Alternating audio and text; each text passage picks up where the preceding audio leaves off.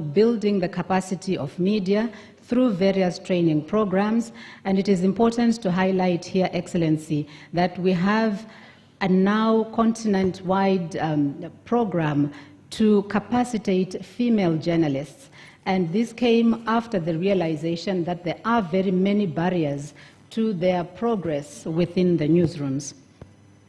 We also felt it is important to highlight that the African Union is the custodian of historical documents from the formation of the Organization of African Unity in 1963. And in this instance, we have the documents, images, audio, and video materials. And we are making these available to users, including the media. And our desire that we have made to the media is to call upon them to make use of these resources in order to create content. Finally, Excellency, we concluded with a quote by Charles Lind, who said, "Don't forget that no one else sees the world the way you do, so no one can tell the stories that you have to tell." That applies to us as African communicators. I thank you very much, Excellency. We will not forget. Mrs. Win Musabayana anayeshuka hivi sasa, mabibi na bwana, namkaribisha kutoka UNESCO. Kwa makofi mengi sana washirika wetu wakuu katika maandalizi ya shughuli hii. Karibu sana Professor Herbert Gizen.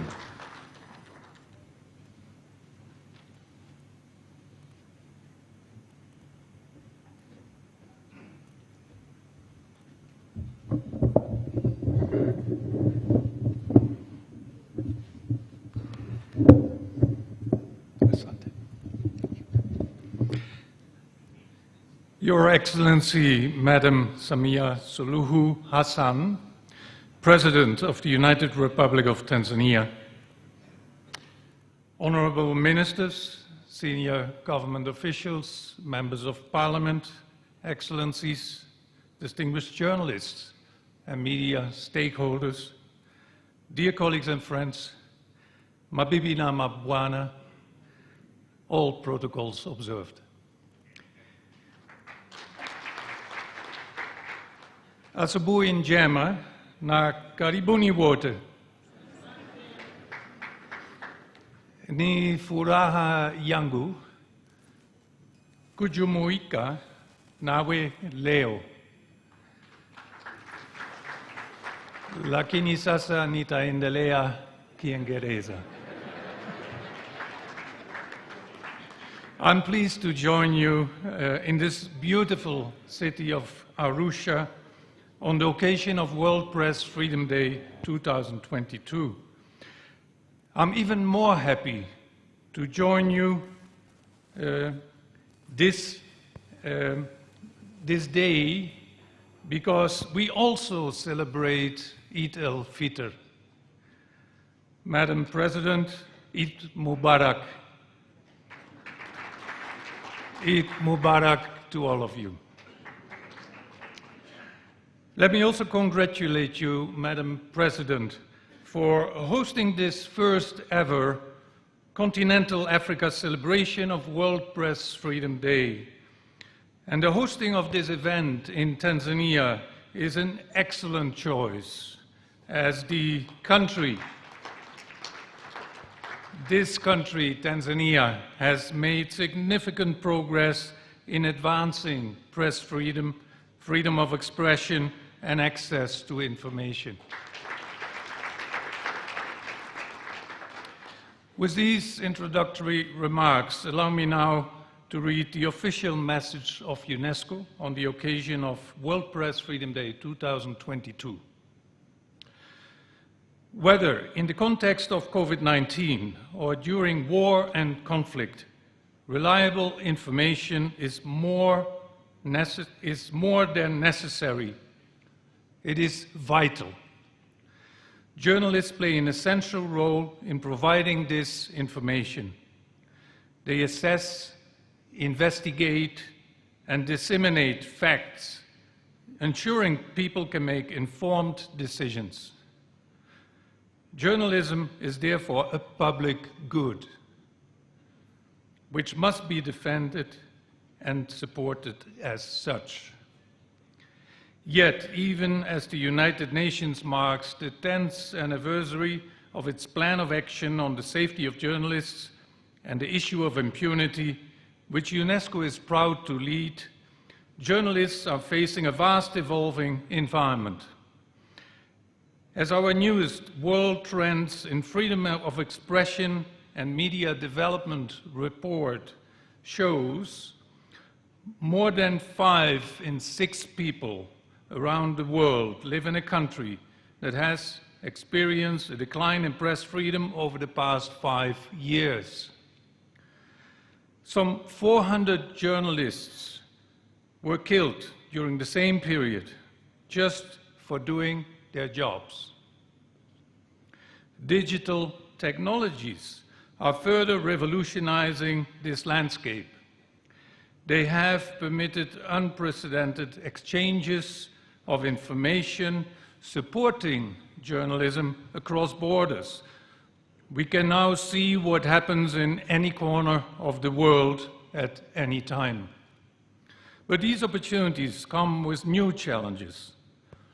The advent of online platforms has called into question the economic viability of independent and pluralistic media, upending existing value chains and business models. The digital era has also put media workers and their sources at greater risk of being targeted, harassed, and attacked, for instance, due to data retention, spyware, and digital surveillance. Expressions of hatred against journalists have spiraled, affecting women journalists in particular. Our research shows that more than 7 out of 10 women reporters that took part in the survey have experienced online violence. And as few of these technologies are regulated transparently and with accountability, perpetrators of violence operate with impunity, often without leaving a trace. This must end. Technological advances need to be underpinned by respect for freedom, privacy, and safety of journalists. Social media networks must especially do more to tackle rampant disinformation and hate speech while protecting freedom of expression. UNESCO is firmly committed to these goals. To rise to emerging challenges, UNESCO supported the adoption of a new Windhoek Declaration for Information as a Public Good in the Digital Age. And this was 30 years after the first Windhoek Declaration that came out in 1991. And so this new declaration was adopted in last year's World Press Freedom Day conference in Namibia. Since then, UNESCO has been implementing the declaration by promoting new transparency principles for online platforms, undertaking research into sustainable media business models, and putting a new focus on media and information literacy in education systems. But we all must do more to address the risks and seize the opportunities of the digital age. On this World Press Freedom Day, I invite member states, technology companies, the media community, as well as the rest of civil society to come together to develop a new digital configuration, one that protects both journalism and journalists. That is the end of the official message from UNESCO. Thank you very much. Asanteni sana.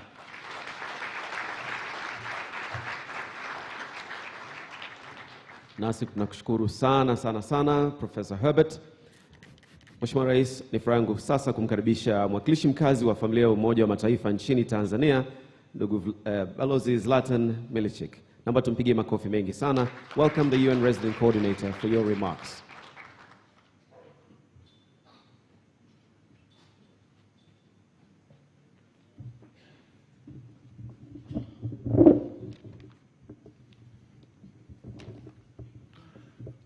the President of the United Republic of Tanzania, Your Excellency Samia Suluhu Hassan, Minister of Information, Communication and ICT, Honorable Napen Nnauye, Arusha Regional Commissioner,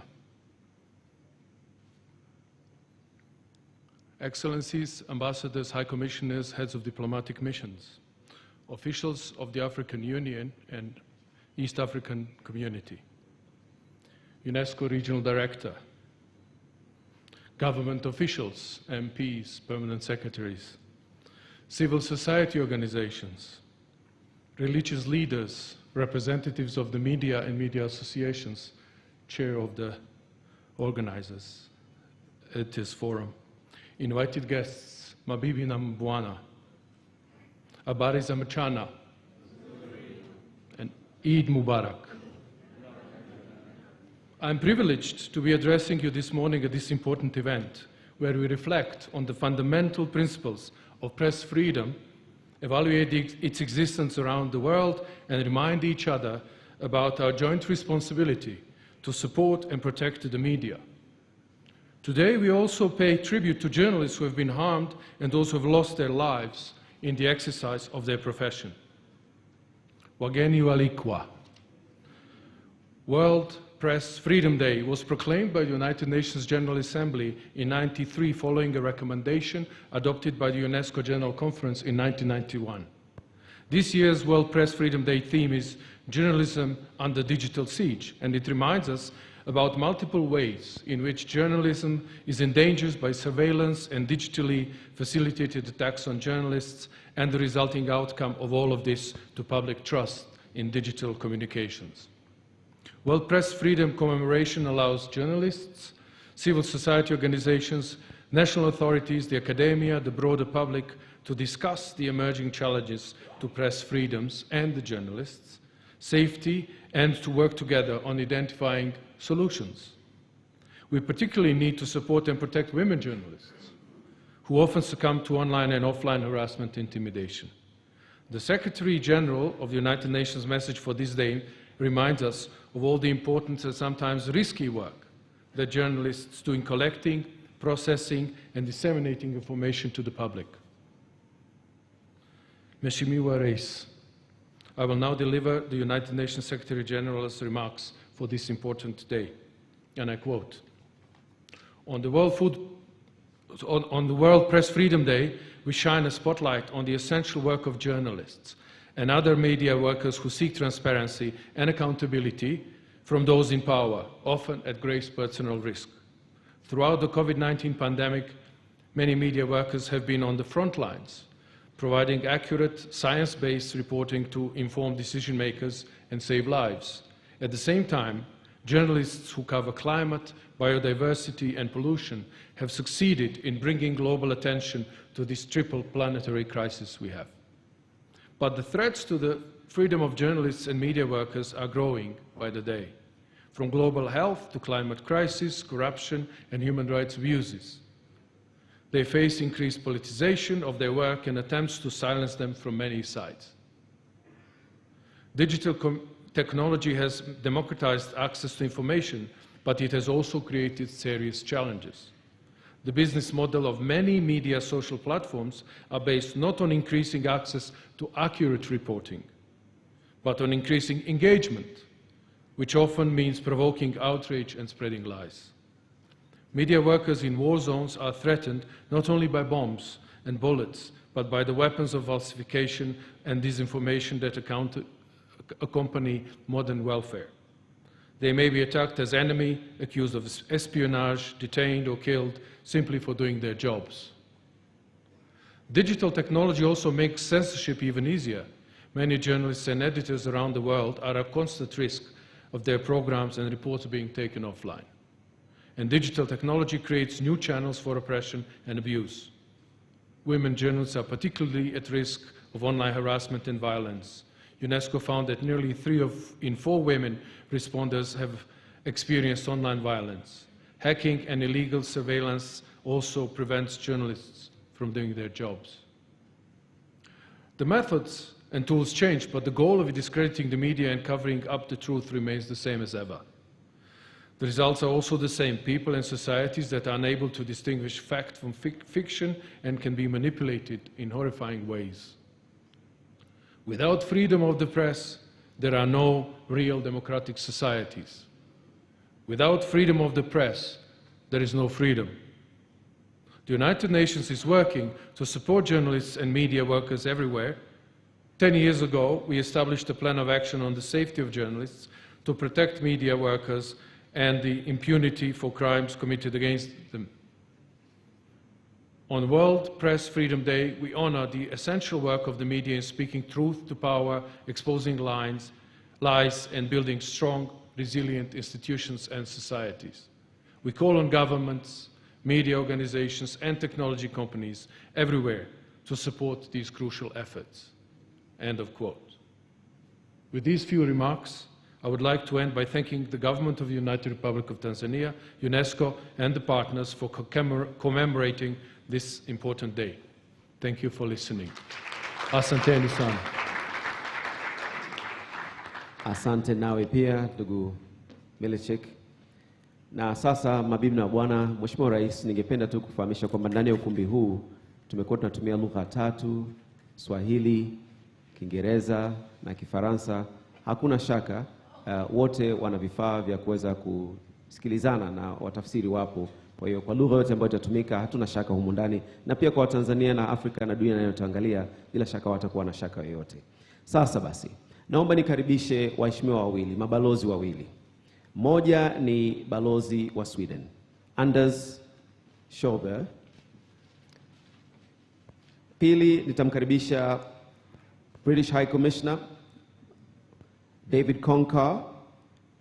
Kwa hiyo tuanze kwanza na Sweden. Tafadhali.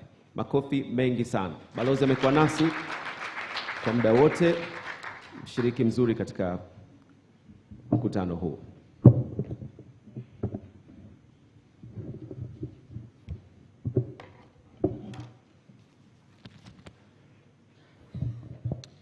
Mheshimiwa Rais, Your Excellency Samia Suluhu Hassan, President of the United Republic of Tanzania, Your Excellency Nape Nnauye, Minister for Information, Communication and IT, government officials, government leaders, Regional Commissioner John Mongella, UNESCO Regional Director Professor Huizen, Excellencies, distinguished guests, ladies and gentlemen, Habari za Chana.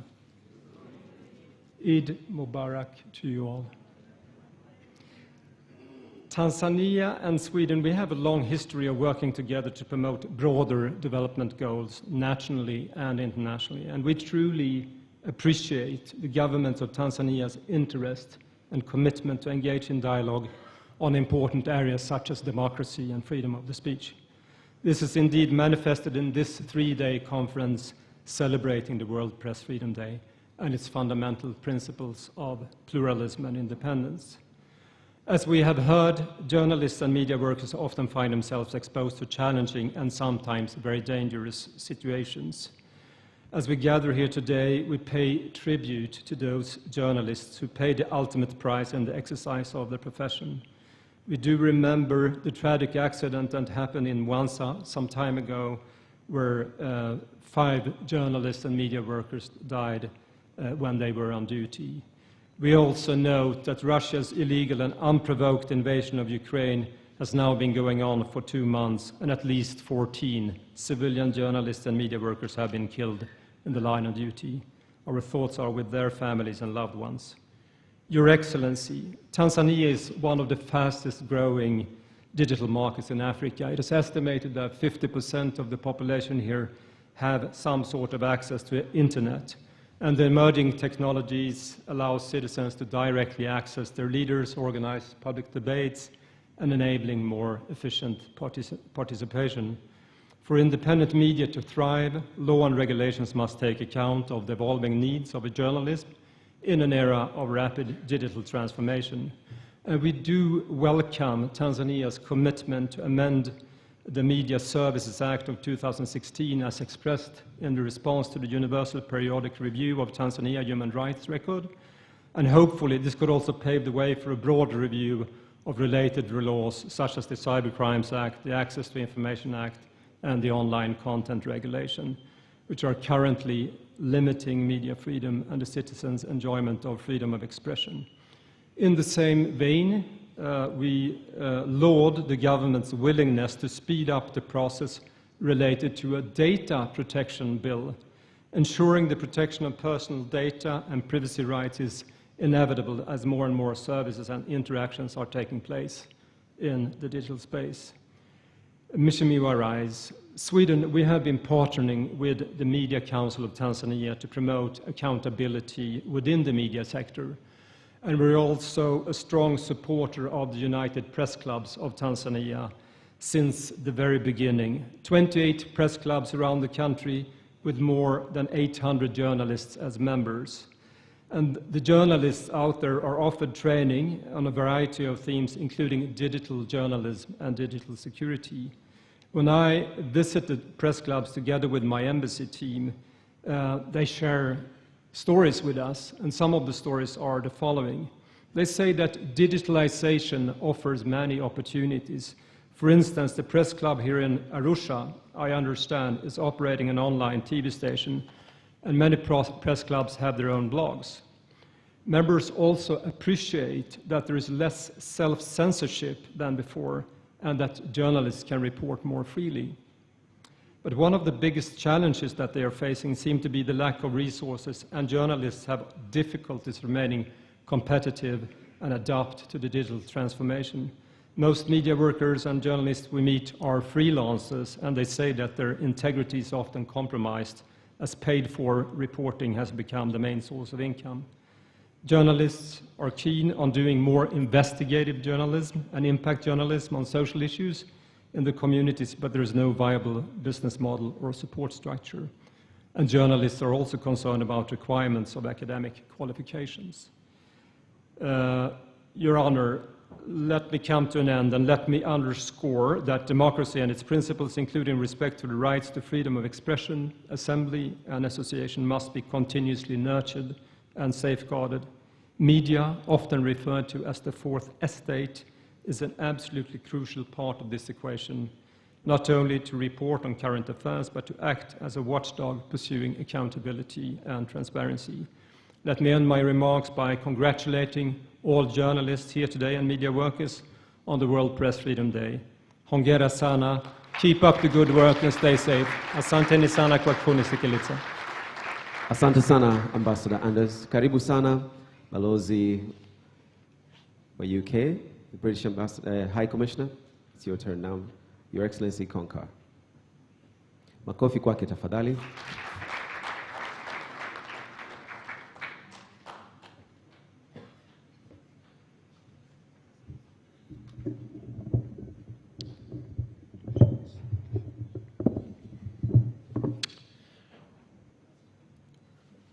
Rais wa Jamhuri ya Muungano wa Tanzania, Mheshimiwa Samia Suluhu Hassan, Waziri wa Habari, Utamaduni, Sanaa na Michezo, Mheshimiwa Nape Nnauye, Mkuu wa Mkoa wa Arusha, Mheshimiwa John Mongella, Regional Director for UNESCO, I don't know how to say that in Kiswahili, so forgive me, Hubert Gaidon. Officials from the Government of Tanzania, locally and centrally, members of the Diplomatic Corps joining us today, representatives of civil society organizations, religious leaders, and most importantly of all, journalists, editors, media professionals from all over Africa. Thank you for this opportunity to speak to you this morning.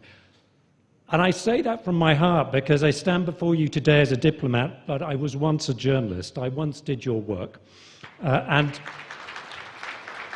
it is therefore a special honor to be with you today to mark this World Press Freedom Day. And incredibly that this is the inaugural meeting, Africa-wide meeting to mark that day. And it is a great privilege to be here. And may I start by saying just how uplifting it is, Your Excellency, Madam President, to see you here celebrating this event, giving your support, personal support, to the global cause of promoting press freedom. And Your Excellency, your presence is uplifting for many reasons, particularly as it's on Eid, a very special day. So thank you for that. But let me just highlight a few of those reasons why it's uplifting. First, as we've been hearing, the indispensable role that a free and independent press plays in enabling countries to thrive economically and politically. A seminal study some years ago found that countries with an independent media are less prone to famine because the populations are alerted to the upcoming food shortages earlier and because the governments of those countries take earlier action. In other words, there is evidence that supports the point that press freedom actually saves lives. Research also shows that press freedom delivers a wide range of developmental benefits: increased political participation, reduced corruption, more effective delivery of services, enhanced subjective well-being across the population. Indeed, it's widely accepted, and I don't think anyone in this room would disagree with this, that an independent media, a population that is informed by a free and independent media is a population that is empowered to make use of new ideas, create opportunities, and importantly, protect itself from disinformation and extremist perspectives. So let me pay tribute now to the work of the journalists, editors, and all those within media organizations in this room today and all around the world. The work you do is not only essential to a functioning democracy, it's a foundation for prosperity and social well-being. And yet, as we've already heard, despite the many self-evident benefits that a free and independent press brings to countries, media freedom globally is deteriorating. Censorship, harassment, attacks on journalists, they're all increasing. A growing number of governments are using restrictive laws to stifle expression, curtail media independence. And women journalists, as we've heard, are being disproportionately targeted by harassment and sexist hate speech, much of it online.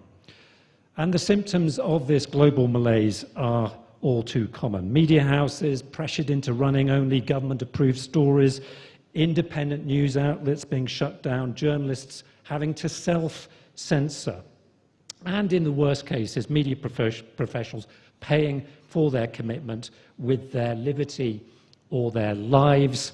55 journalists and media workers were killed last year, and the number of journalists, this is shocking, the number of journalists jailed for their work is at a global high today. So what can we do about these deeply concerning trends?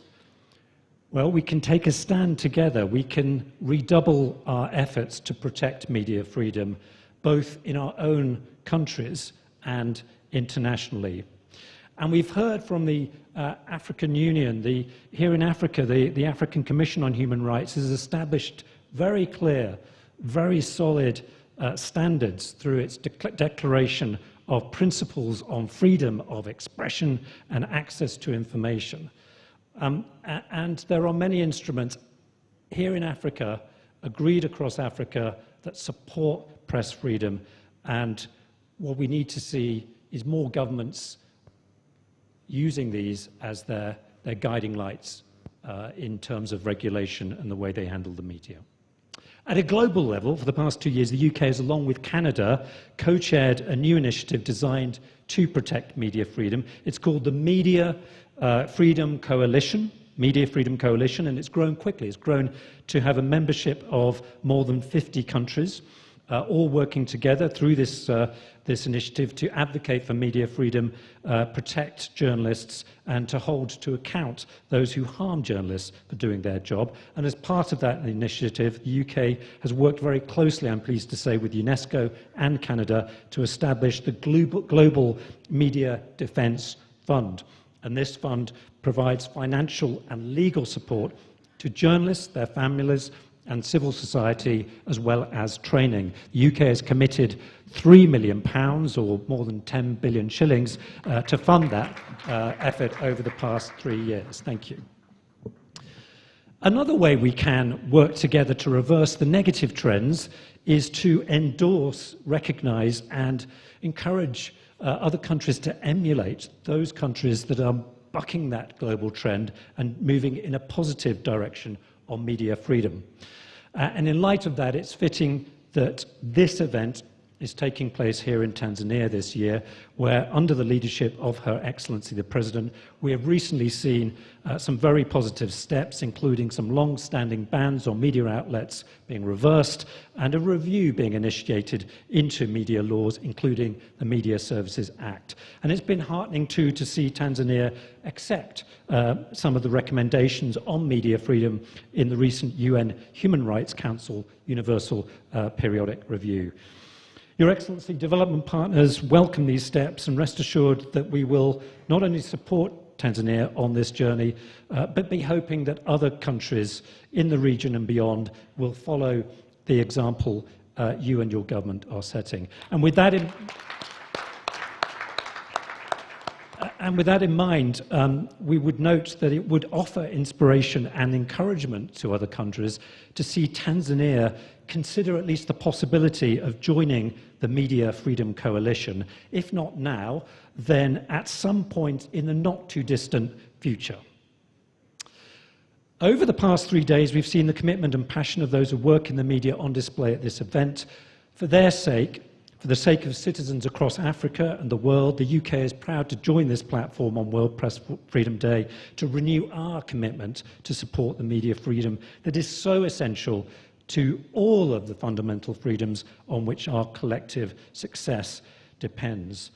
So, hashtag Uhuru wa Habari, Eid Mubarak, Asanteni sana kwa kunisikiliza, Mungu ibariki Tanzania. Thank you. Asante sana balozi wa Uingereza hapa Tanzania, David Konka, kwa maneno mazuri katika siku hii muhimu ya uhuru wa vyombo vya habari.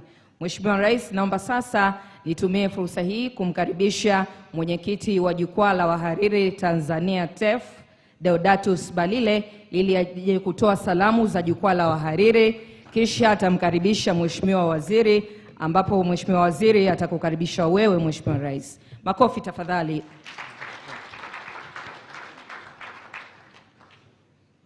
Mheshimiwa Rais na mgeni rasmi, mama yetu Samia Suluhu Hassan wa Jamhuri ya Muungano wa Tanzania, Mheshimiwa Nape Nnauye, Waziri wa Habari, Mawasiliano na Teknolojia ya Habari, Mkuu wa Mkoa wa Arusha, ndugu yetu Mongera, ambaye kwa kweli Mheshimiwa Rais huyu tumefanya kazi wote chumba cha habari pale Mwananchi. Tulikuwa tunatafuta wote matangazo na habari. Lakini sasa ni mkuu wa mkoa na mimi niko huko kwenye habari. Mheshimiwa Katibu Mkuu Dr. Jimmy Yonas, Katibu Mkuu wa Wizara ya Habari, Mawasiliano na Teknolojia ya Habari, Manfredo Fanti, Balozi wa EU Tanzania, Mkuu wa Mawasiliano ya AU, mama yetu Win, Zlatan Milisk, mratibu mkaazi wa Umoja wa Mataifa UN, Professor Herbert Gizen, mkurugenzi wa UNESCO Kanda ya Afrika, ndugu yetu Gerson Msigwa, mkurugenzi wa Idara ya Habari na msemaji mkuu wa serikali, Churchill Otieno, mwenyekiti wa Jumuiya ya Waandishi wa Habari Afrika Mashariki, Wile Mponda, mwenyekiti wa wahariri kwenye kanda ya SADC, mtendaji mkuu wa Chama cha Wamiliki wa Vyombo vya Habari Tanzania MOAT, ndugu yetu Kajubi Mkajanga, katibu mtendaji wa Baraza la Habari Tanzania MCT, Salome Kitomari, mwenyekiti wa MISA Tanzania, ndugu yetu Deo Nsokolo, Rais wa Umoja wa Klabu za Waandishi wa Habari Tanzania. Na Mheshimiwa Rais hapa niseme kidogo, hii ni rais yenye ara ndogo.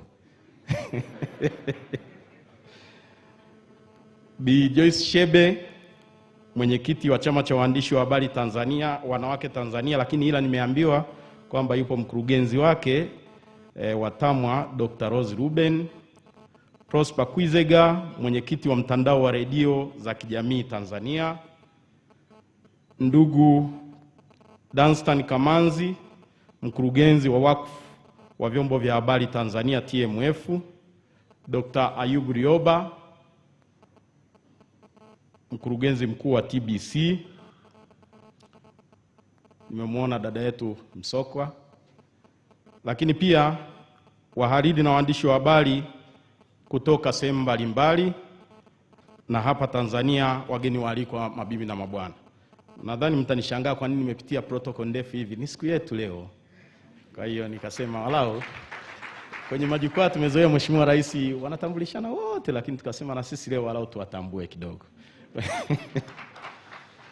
Mheshimiwa Rais, kwanza nichukue fursa hii kumshukuru Mwenyezi Mungu kwa kuendelea kutujalia uhai sote tulioko hapa, na ni kwa neema zake kuwa leo tuko hapa kufanya shughuli hii muhimu ya kukumbushana utendaji wa vyombo vya habari nchini, Afrika na dunia kwa ujumla, ambapo hatimaye tutaimarisha ushirikiano kati ya dola, jamii na vyombo vya habari kwa maslahi mapana ya maendeleo ya taifa na bara letu la Afrika.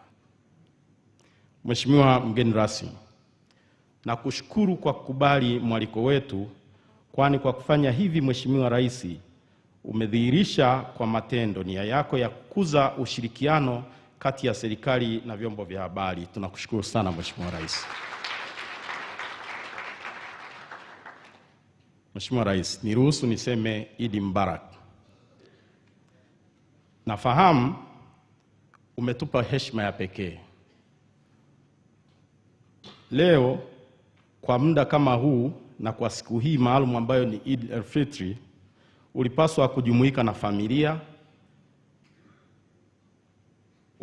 ukakaa na ndugu jamaa na marafiki, ila umechagua kujumuika na jumuiya pana ambayo ni tasnia ya habari.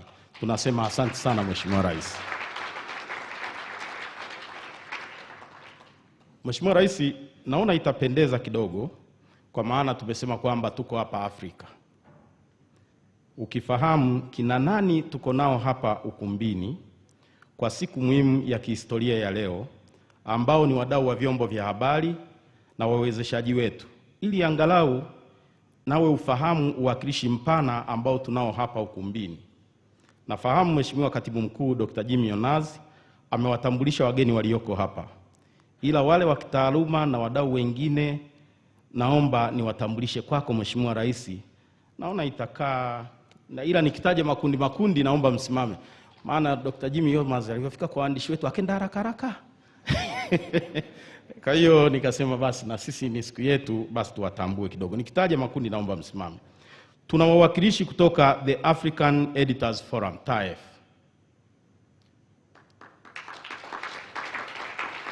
Tuna wawakilishi kutoka Eastern Africa Editors Society. Tuna wajumbe wa UNESCO. Tuna Ed Office High Commission Human Rights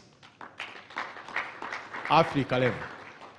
Tuna Tanzania Editors Forum. Naomba msimame wahariri mlipo. Mheshimiwa, hawa ni wahariri wako na leo ni kwa mara ya kwanza wanahudhuria kwa namba hii. Kwa kawaida huwa wanahudhuria 5, 4. Ila leo pia ni mara ya kwanza hii shughuli kufanyika Afrika. Tunaomba mkae. Lakini Mheshimiwa Rais, samani, tunao Ethiopia Editors Guild, tunao Ethiopia Broadcasting Corporation, tunao Article 19, Uganda Editors Guild, Kenya Editors Guild, Google. Wa Kenya simameni kidogo, maana mmesimama haraka haraka. Wamekuja wengi na Mheshimiwa Rais kwa mara walioyaona Arusha, Mheshimiwa Rais wakanambia wanaomba waongeze visa wakaekae kidogo. Lakini pia tunao wawakilishi kutoka Google, tuna Africa Commission, tuna CDC Africa, tuna Tanzania Telecommunications Corporation TTCL, wadau wetu hawa, tuna Foundation Hirondele, tuna Internews, tuna Vodacom Tanzania, tunao NMB,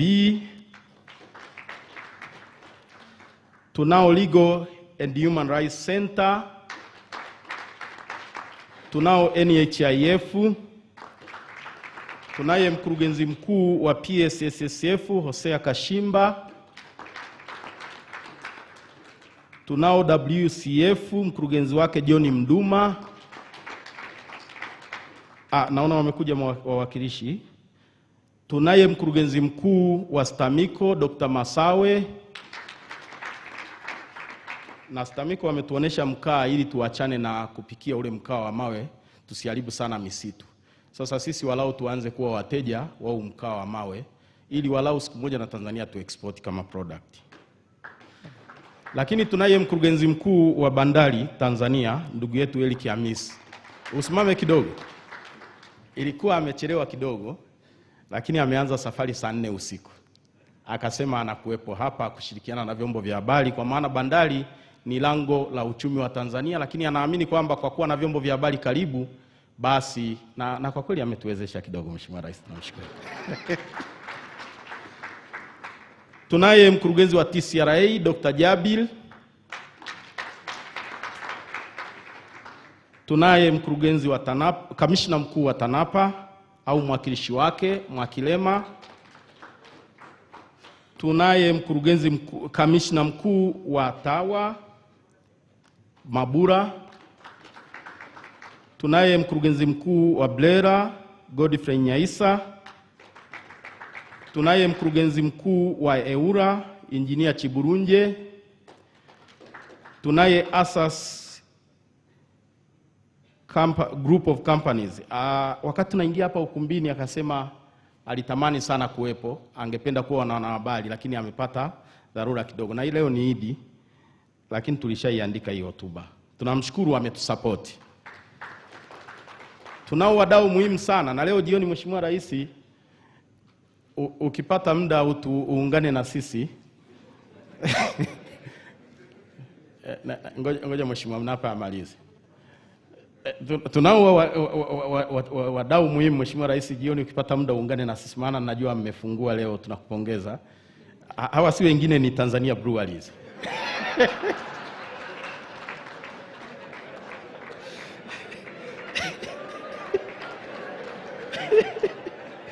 Asante Mheshimiwa Rais. Lakini tunaye kaimu postmaster mkuu ndugu yetu Mbando. Tunao FES, tunao MCT, Twaweza. Ndugu Kajubi Mkajanga, simama kidogo Mheshimiwa Rais akuone. Napunga mkono wala utoa maski. Asante sana. Huyu kwa kweli amekuwa gwiji katika tasnia yetu ya habari. Kama tunahesabu watu ambao wametufikisha hapa, tutakuwa hatuna nidhamu tusipomtambua. Tunakushukuru sana. Tunao LSF, tunao TMF, tunao Tanzania Development Information Organization, tunao TAMWA, tunao Elimika, tunao Nukta Afrika, tunao Misa Tanzania, tunao Misa, simameni kidogo, ila kwenye hotuba nitalieleza kidogo. Hawa ndio walianzisha siku ya uhuru wa vyombo vya habari mwaka 92 baada ya UNESCO kuungana nao. Kwa hiyo nitaeleza 91, mnakosea. Nitaeleza. Tulieni, tuliza bora. Karibuni. Tunao PRST na karibia mwisho. Orodha ilikuwa ndefu, lakini ilibidi Mheshimiwa Rais ajue kwamba leo Afrika ilikuwa Tanzania. Lakini tunao UTPC, mkurugenzi wake yuko hapa Kasani, na press clubs hao wanasimamia waandishi wa habari sehemu zote nchini. Kuna press club 28. Tunao EU, asante mkurugenzi. Tunao SDC Africa. Tunao Jamii Forums. Huyu ni jeshi la mtu mmoja, lakini asiyeijua Jamii Forums analake jambo. Tunao TBC ambao hivi wanaturusha live. Tunao East Africa Editors Society. Tunao USAID na tunao Tadio. Asanteni sana. Mheshimiwa Rais, kama kuna niliowasahau nisamehe, lakini kwa makusudi, kwa sababu ni mara ya kwanza siku hii inafanyika Tanzania, nilisema uwaone, wametuunga mkono. Nchi 54 zimekuwa na wawakilishi hapa. Kwa kweli tunafurahi sana. Tunakushukuru Mheshimiwa Rais. Mheshimiwa mgeni rasmi, leo ni siku ya maadhimisho ya uhuru wa vyombo vya habari duniani. Siku hii inaadhimishwa kidunia nchini Uruguay. Kwa Afrika mwaka huu, kwa mara ya kwanza siku hii inaadhimishwa hapa jijini Arusha, Tanzania. Hapa tunao wawakilishi kutoka nchi 54 za Afrika ambao wengi wao ni mara ya kwanza kufika Tanzania, na kwao nasema karibu nyumbani Tanzania, kwenye mlima Kilimanjaro, nyumbani kwa mlima Kilimanjaro, Serengeti, visiwa vya marashi ya karafuu Zanzibar na uchumi wa buluu. Karibuni sana wageni wetu. Mheshimiwa mgeni rasmi, naomba kutumia fursa hii kuwapongeza waandishi wa habari wote Afrika wanaofanya kazi ya kukusanya, kuchakata, kuchapisha habari na taarifa kwa nia ya kuhabarisha, kuelimisha na kuburudisha. Hongereni sana kwa siku hii muhimu katika historia ya uandishi wa habari nchini, Afrika na duniani kwa ujumla. Kila Mei 3 waandishi wa habari duniani kote huadhimisha siku ya uhuru wa vyombo vya habari tangu mwaka 1993.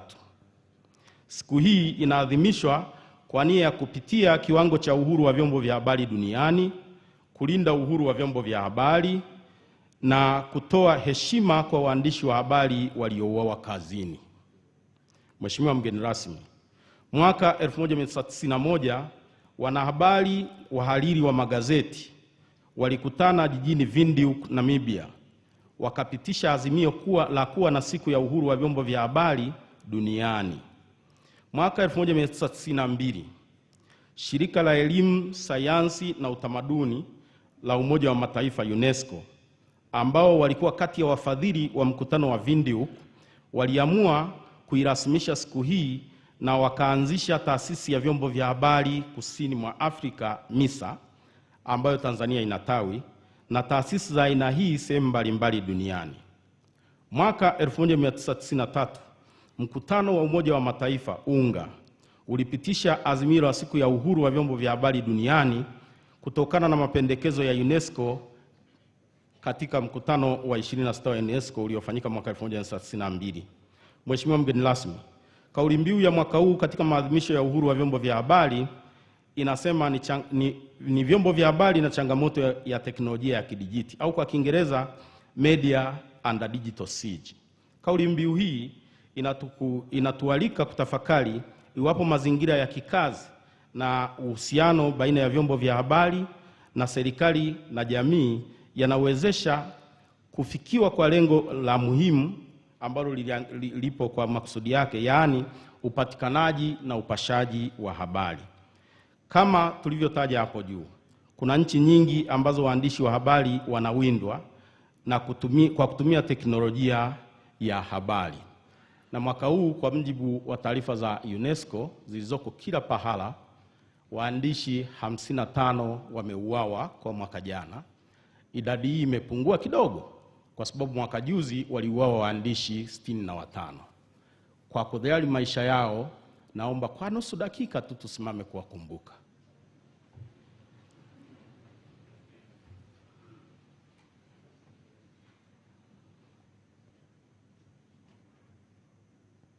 Asanteni.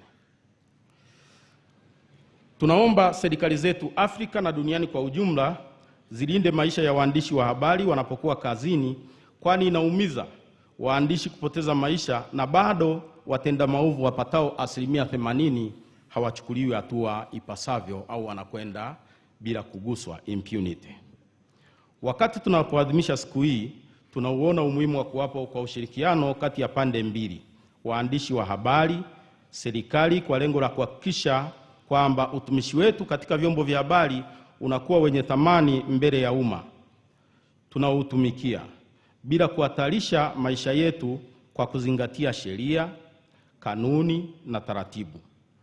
Tunaziomba serikali za Afrika na wanajamii waviwezeshe vyombo vya habari kufanya kazi yake kwa ufanisi.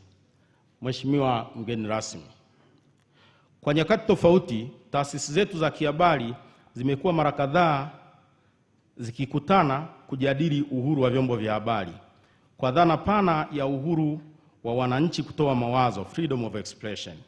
Mwelekeo wa Tanzania katika uhuru wa habari tangu umeingia madarakani umekuwa wa kujivunia.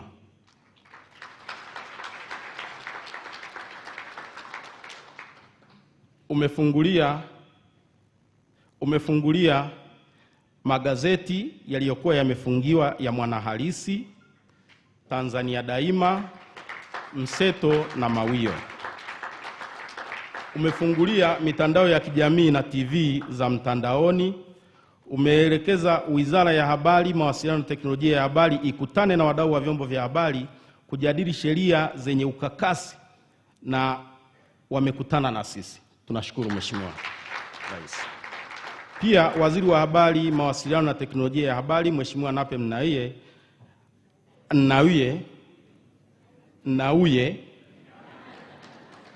Nnauye ametangaza ataunda kamati ya pamoja kati ya wadau wa habari na serikali kupitia sheria zinazolalamikiwa.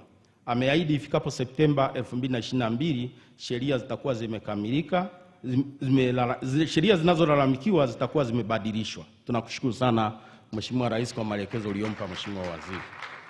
Mheshimiwa Rais, nakwenda haraka haraka, nimeletewa kikaratasi hapa. Serikali kupitia Wizara ya Habari, Mawasiliano na Teknolojia ya Habari imebadili kanuni za maudhui mtandaoni 2018, ambapo sasa zinaruhusu TV za ndani zionekane kwenye vingamzi kupitia DSTV. Bei ya leseni kwa mwaka ya televisheni imeshuka kutoka wastani wa shilingi milioni 73 na sasa wanatozwa shilingi milioni 32 na mengine mengi. Mheshimiwa, kwa kweli tunakushukuru sana na kukupongeza Mheshimiwa Rais. Mheshimiwa Rais na Mheshimiwa mgeni rasmi, katika ngazi ya kimataifa tukiangalia taarifa za waandishi wa habari wasio na mipaka, Reporters Without Borders, imeonyesha kwa miaka 6 mfululizo Tanzania ilikuwa na anguko la uhuru wa vyombo vya habari, ila sasa hali inatia matumaini. Hali inatia matumaini. Karatasi imekuja. Naomba ni nani? Hali inatia matumaini. Kwa maana ya kwamba tangu mwaka 2016 Tanzania ilikuwa nafasi ya 71. Lakini baada ya wewe kuingia madarakani, tulikwenda anguko liliendelea mpaka wewe ulipolidhibiti. Mwaka 2016 ilikuwa ya 71 kati ya nchi 180. Na mwelekeo uliendelea kuwa wa kushuka kuelekea kusiko hadi ulipoingia madarakani na kusitisha mseleleko huu. Mwaka 2017 nchi yetu ilishuka hadi nafasi ya 83, mwaka 2008 ikawa ya 93, mwaka 2019 ikawa ya 118 na mwaka 2020 ikawa ya 124. Mheshimiwa Rais, nchi yetu haitashuka tena, na kwa hizi hatua ulizochukua na kuhakikishia kwamba mwaka 2022 tutapanda sana. Tunakupongeza na kukushukuru sana Mheshimiwa Rais, mwelekeo huu mpya mzuri wa kukuza uhuru wa vyombo vya habari hapa nchini. Mheshimiwa Rais, muda unakwenda kasi na yaruka mengine. Matukio yaliyokuwa yanatuangusha na yanaendelea kuziangusha nchi nyingi za Afrika ni pamoja na kufungia magazeti, waandishi kupigwa, redio kutozwa faini za kiolela, mitandao ya kijamii kufungiwa, kesi zinazotokana na uchapishaji wa habari kufunguliwa kama jinai badala ya madai, watu kufikishwa mahakamani kwa kutoa maoni yao mitandaoni na mengine mengi ya aina hiyo. Mheshimiwa mgeni rasmi, wadau wa habari nchini tulipokea kwa bashasha kubwa kauli uliyoitoa katika mkutano wako na wahariri ya Juni 28, 2021 ulipoagiza sheria hizi zipitiwe na kufanya marekebisho. Mheshimiwa mgeni rasmi, sheria ambazo zinapitiwa sitazitaja kwa sababu muda unakwenda kasi na najua una shughuli nyingine. Nizungumzie hili moja, gharama za uendeshaji wa vyombo vya habari. Mheshimiwa mgeni rasmi, kwa upande wa magazeti, gharama za kuendesha vyombo vya habari zimepanda kwa kiwango cha kutisha. Bei ya karatasi duniani imepanda kutoka wastani wa dola 450 kwa tani kwa mwaka jana hadi dola 1500 nilipoangalia leo asubuhi. Hii ni ongezeko la zaidi ya 250%. Mheshimiwa mgeni rasmi, tunakuomba wewe na serikali nyingine za Afrika katika bajeti za mwaka huu muondoe kodi ya ushuru wa forodha na VAT kwenye karatasi za kuchapisha magazeti, kwani magazeti yanatumika kuelimisha jamii, hivyo si vyema kuyaacha yakafa kutokana na gharama za uzalishaji. Mheshimiwa mgeni rasmi, mwisho lakini si kwa umuhimu, tunaomba kuchukua fursa hii kukupongeza. Sisi si wanasiasa, lakini mazuri tunayaona na tunayasema. Tunatambua na kupongeza juhudi za serikali za kusimamia mambo ya msingi kama uwajibikaji, ujenzi wa madarasa 15,000 unaokuza elimu, vita dhidi ya rushwa na ufisadi, uandaaji na utoaji wa anwani za makazi, matumizi endelevu ya rasilimali za umma, ujenzi wa miundombinu kama vile reli ya kisasa SGR, miradi mikubwa ya umeme kama bwawa la Mwalimu Nyerere, uimarishaji wa ETCL, bandari, kuendeleza kasi ya kuhamia makao makuu Dodoma. Na Mheshimiwa Rais, tunakushukuru kwa jinsi TRA ulivyo wabanabana kidogo wakarudi kwenye mstari, lakini nao wakabanabana wakakusanya vizuri, mpaka sasa makusanyo ya TRA yanakwenda vizuri na wafanyabiashara walalamiki. Mwisho kabisa, Mheshimiwa Rais, tunasisitiza kuwa maendeleo haya yataendelea kuwa na maana zaidi kwa taifa letu na kuwapa wananchi wetu fursa ya kuishi kwa amani isiyotokana na hofu, kwa kuaminiana na kutumia uhuru wao wa kutoa mawazo bila kuwapo kwa sheria kandamizi. Chini ya serikali ya awamu ya 6, hili tunaliona likitokea kwenye mikono yako Mheshimiwa Rais, nakushukuru sana. Hii nairuka, lakini nihitimishe na hilo la karibu na TBL. Mheshimiwa, kuna watu wawili ni wataje. Pengine inawezekana hii jioni ya leo tuliyokukaribisha pale kwenye shajara yetu isingewezekana kama sio Katibu Mkuu wa Maliasili na Utalii Dr. Francis. Tunamshukuru sana.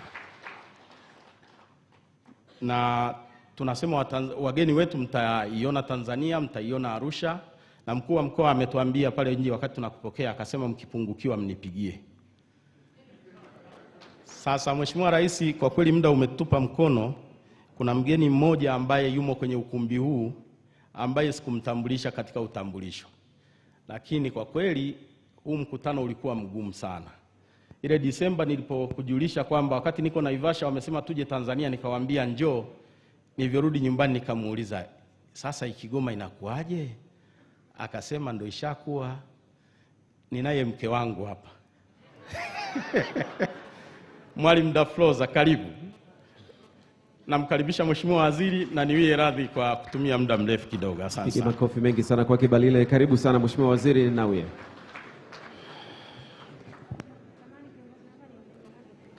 Acha tuko sawa.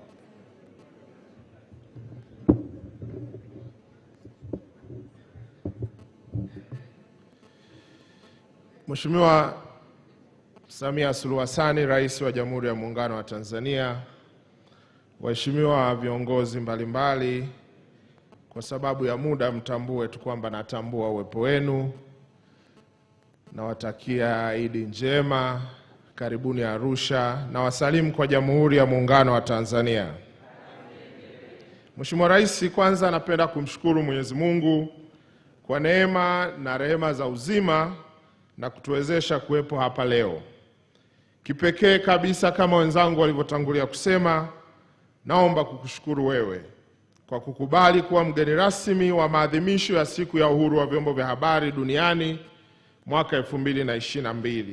Mheshimiwa Rais, kwa unyenyekevu mkubwa tunakushukuru sana.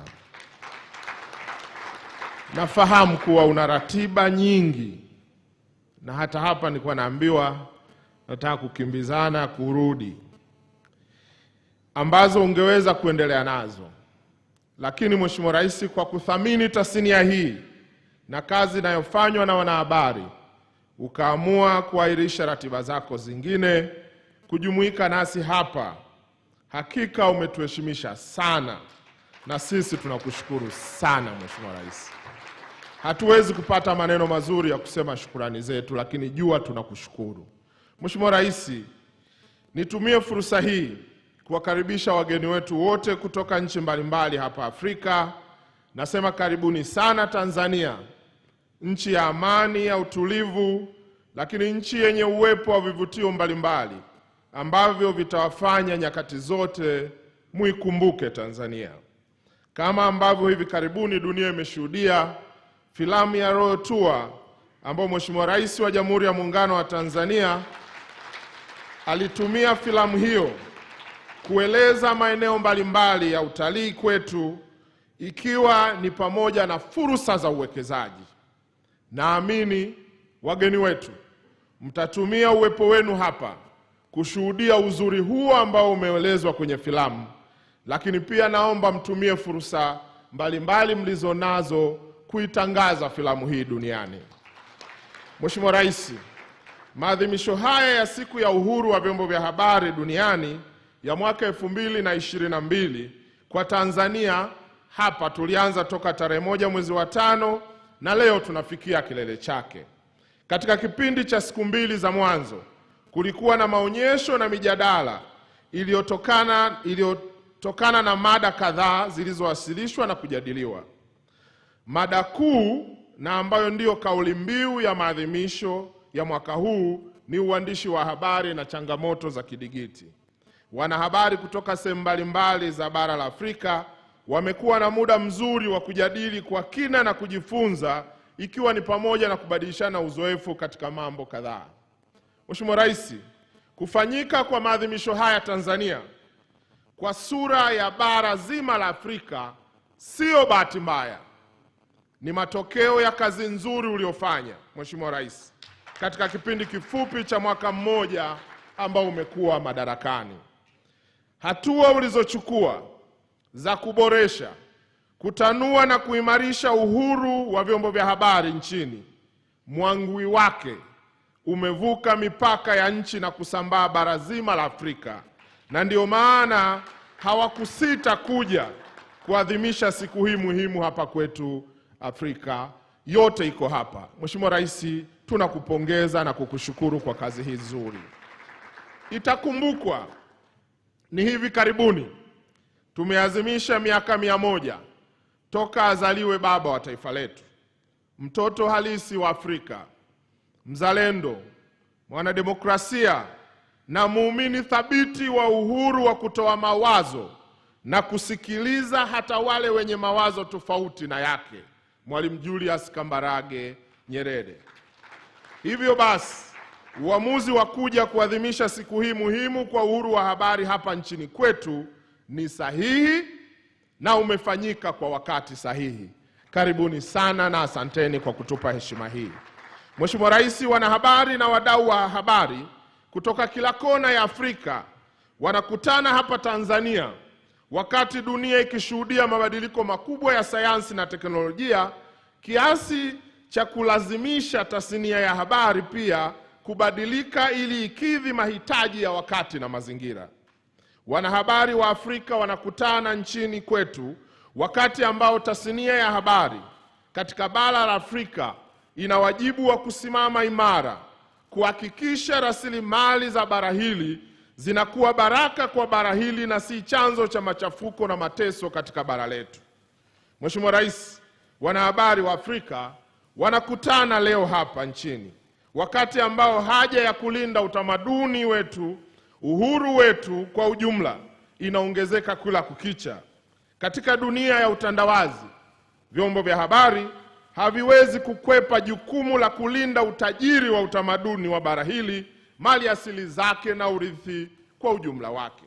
Mheshimiwa Rais, tunakutana kuadhimisha siku ya uhuru wa vyombo vya habari duniani, huku haja ya kuelimisha jamii juu ya fursa zilizomo kwenye maendeleo ya kidigiti nchini na duniani ikiongezeka sana. Wanahabari wa Afrika tunakutana hapa leo huku kukiwa na haja kubwa ya watetezi wa haki za wanahabari na vyama vya wanahabari katika bara hili na nchini kwetu kuwa na ajenda zao zinazotokana na wao na mazingira yao badala ya kutegemea ajenda kutoka kwa wafadhili. Umoja na mshikamano ulioonyeshwa hapa katika siku hizi mbili za maonyesho na kongamano ni ushahidi tosha kuwa, Mheshimiwa Rais, tasnia ya habari katika bara la Afrika iko tayari kutimiza wajibu wake kwa nchi moja moja na kwa bara zima la Afrika. Inawezekana ikiwa kila mmoja wetu ataamua kutimiza wajibu wake. Mheshimiwa Rais, kwa nchi Tanzania inaadhimisha uhuru wa vyombo vya habari duniani, ikiwa tumeshuhudia hatua kadhaa za kisera na kiutendaji zilizochukuliwa na serikali ya awamu ya 6 unayoiongoza katika kuimarisha uhuru wa vyombo vya habari nchini na uhuru wa kutoa mawazo. Hatua kadhaa ulizochukua, Mheshimiwa Rais, katika kuboresha na kuimarisha uhuru wa vyombo vya habari nchini sio tu faraja kwa wanahabari na afya kwa maendeleo ya nchi yetu, bali pia zimeonyesha uumini wako wa dhati katika uhuru wa kujieleza au kutoa mawazo, lakini ukomavu wa kiuongozi, na hili limeweka alama nzuri nchini, barani Afrika na dunia sasa inatambua. Mheshimiwa Rais, kuzitaja hatua kadhaa za kiutendaji ambazo umezichukua ni pamoja na kuhakikisha kwamba kila mara milango yako iko wazi wanahabari wa ndani na nje ya nchi wanapohitaji kukuona. Bila shaka wenzangu ni mashahidi, kila mara walipotaka kukuona na kufanya mahojiano na wewe ulikuwa uko tayari. Umefanya interview nyingi kupata kutokea katika historia ya nchi yetu kama rais wa nchi yetu. Rais, tunakushukuru sana. Lakini Rais, uliagiza vyombo vyote vya habari ambavyo vilikuwa vimefungiwa huko nyuma vifunguliwe, na hapa vyombo kadhaa vimefunguliwa, na mwenyekiti ametaja hapa magazeti kwenye platforms za online, na hatua kadhaa zimechukuliwa. Bila shaka Rais anastahili makofi na kutiwa moyo kwa uamuzi huu. Lakini Mheshimiwa Rais, uamuzi wako leo wa kuamua kuja kushiriki na wanahabari katika siku yao ya kuadhimisha uhuru wa vyombo vya habari duniani, Rais, imevunja rekodi kupata kutokea katika historia ya uhuru wa nchi yetu. Rais, hongera sana.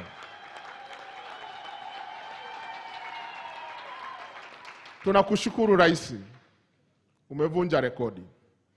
Miaka karibia 50 na kitu ya muungano wetu na uhuru wetu haijapata kutokea. Rais, asante sana. Mheshimiwa Rais, zipo hatua kadhaa umechukua za kisera katika kuboresha na kuimarisha uhuru wa vyombo vya habari nchini katika kipindi kifupi ulichoongoza nchi yetu. Nazo zimeacha alama kubwa sana kwenye sekta ya habari. Hatua hizo ni pamoja na uamuzi wako wa kuunda wizara maalumu ya habari, mawasiliano na teknolojia ya habari. Muundo huu ulikuwa ni kilio cha wanahabari kwa muda mrefu.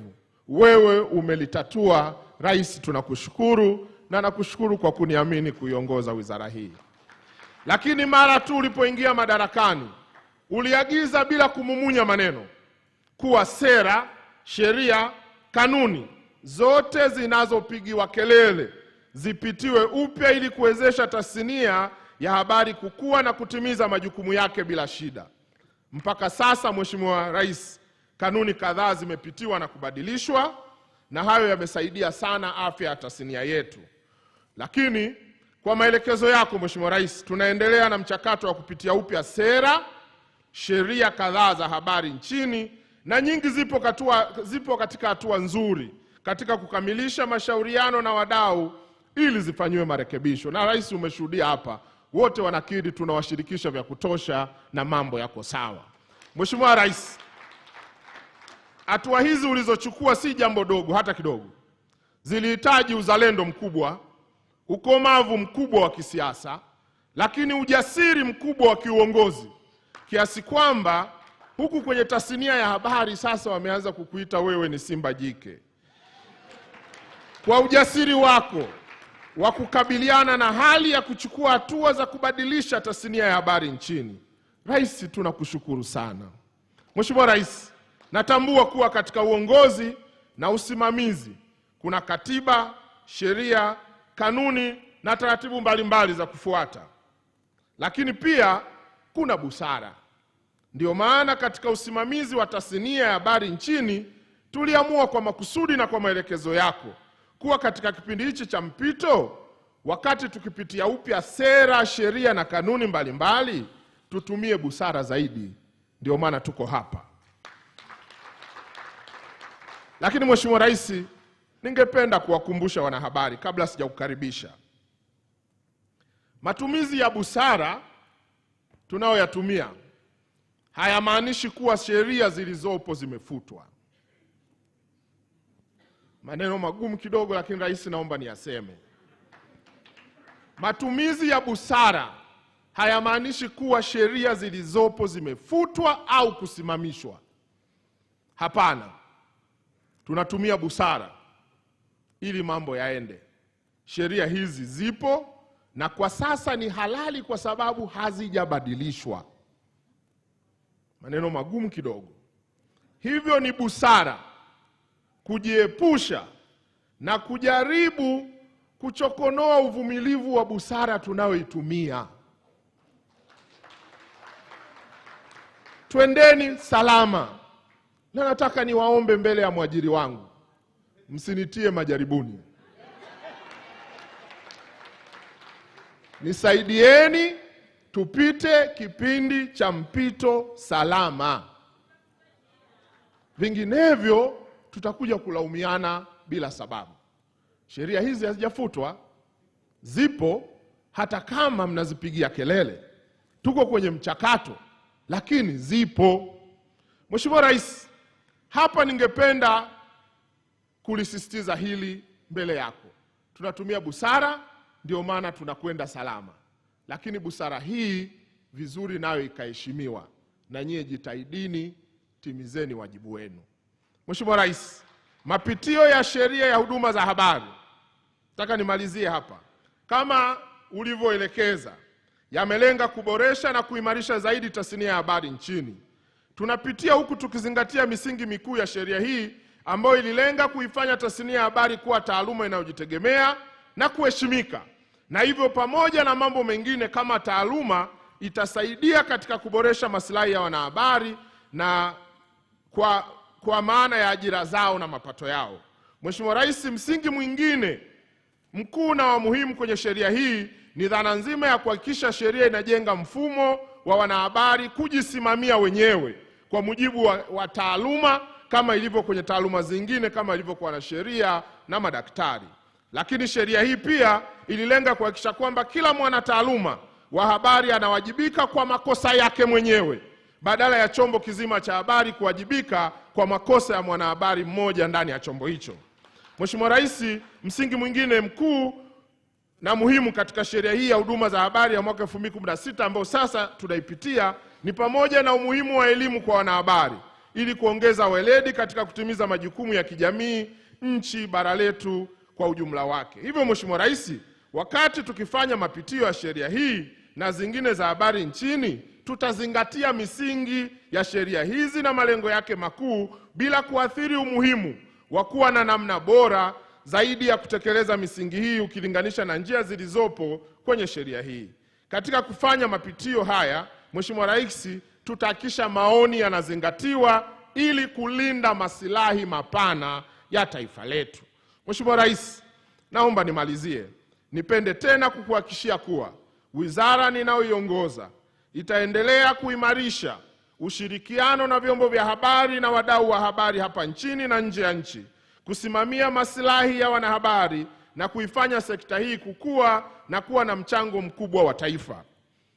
Baada ya kusema hayo mengi kidogo, napenda kukukaribisha ili uweze kuongea na hadhara hii kwa maadhimisho ya Siku ya Uhuru wa Vyombo vya Habari Duniani mwaka 2022.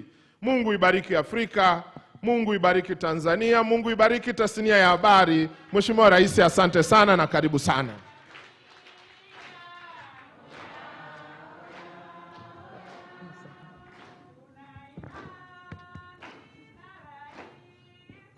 Asanteni sana. Karibuni Tukaeni.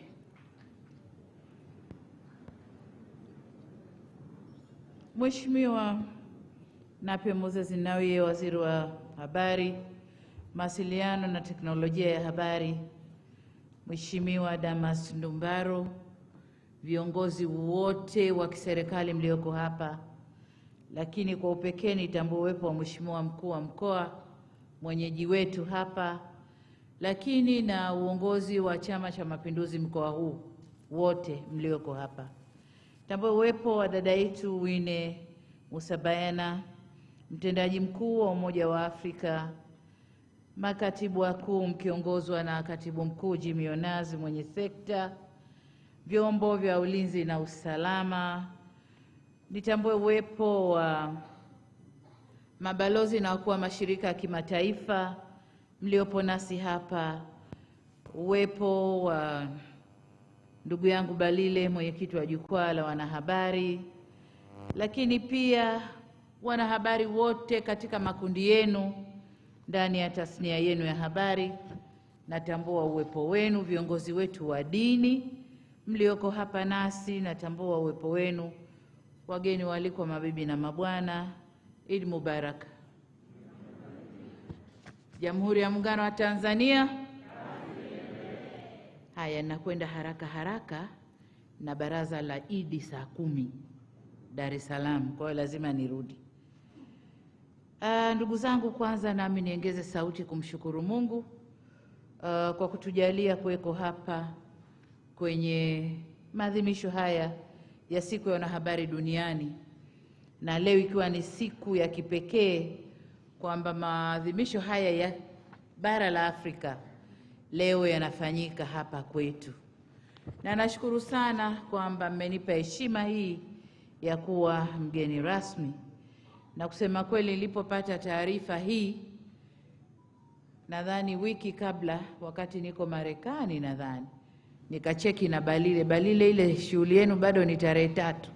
Kanambia ndio. Nikamwambia itakuwa Idi. Kasa ndio mama, lakini mambo yote yako tayari. Nikamwambia nakuja hivyo hivyo.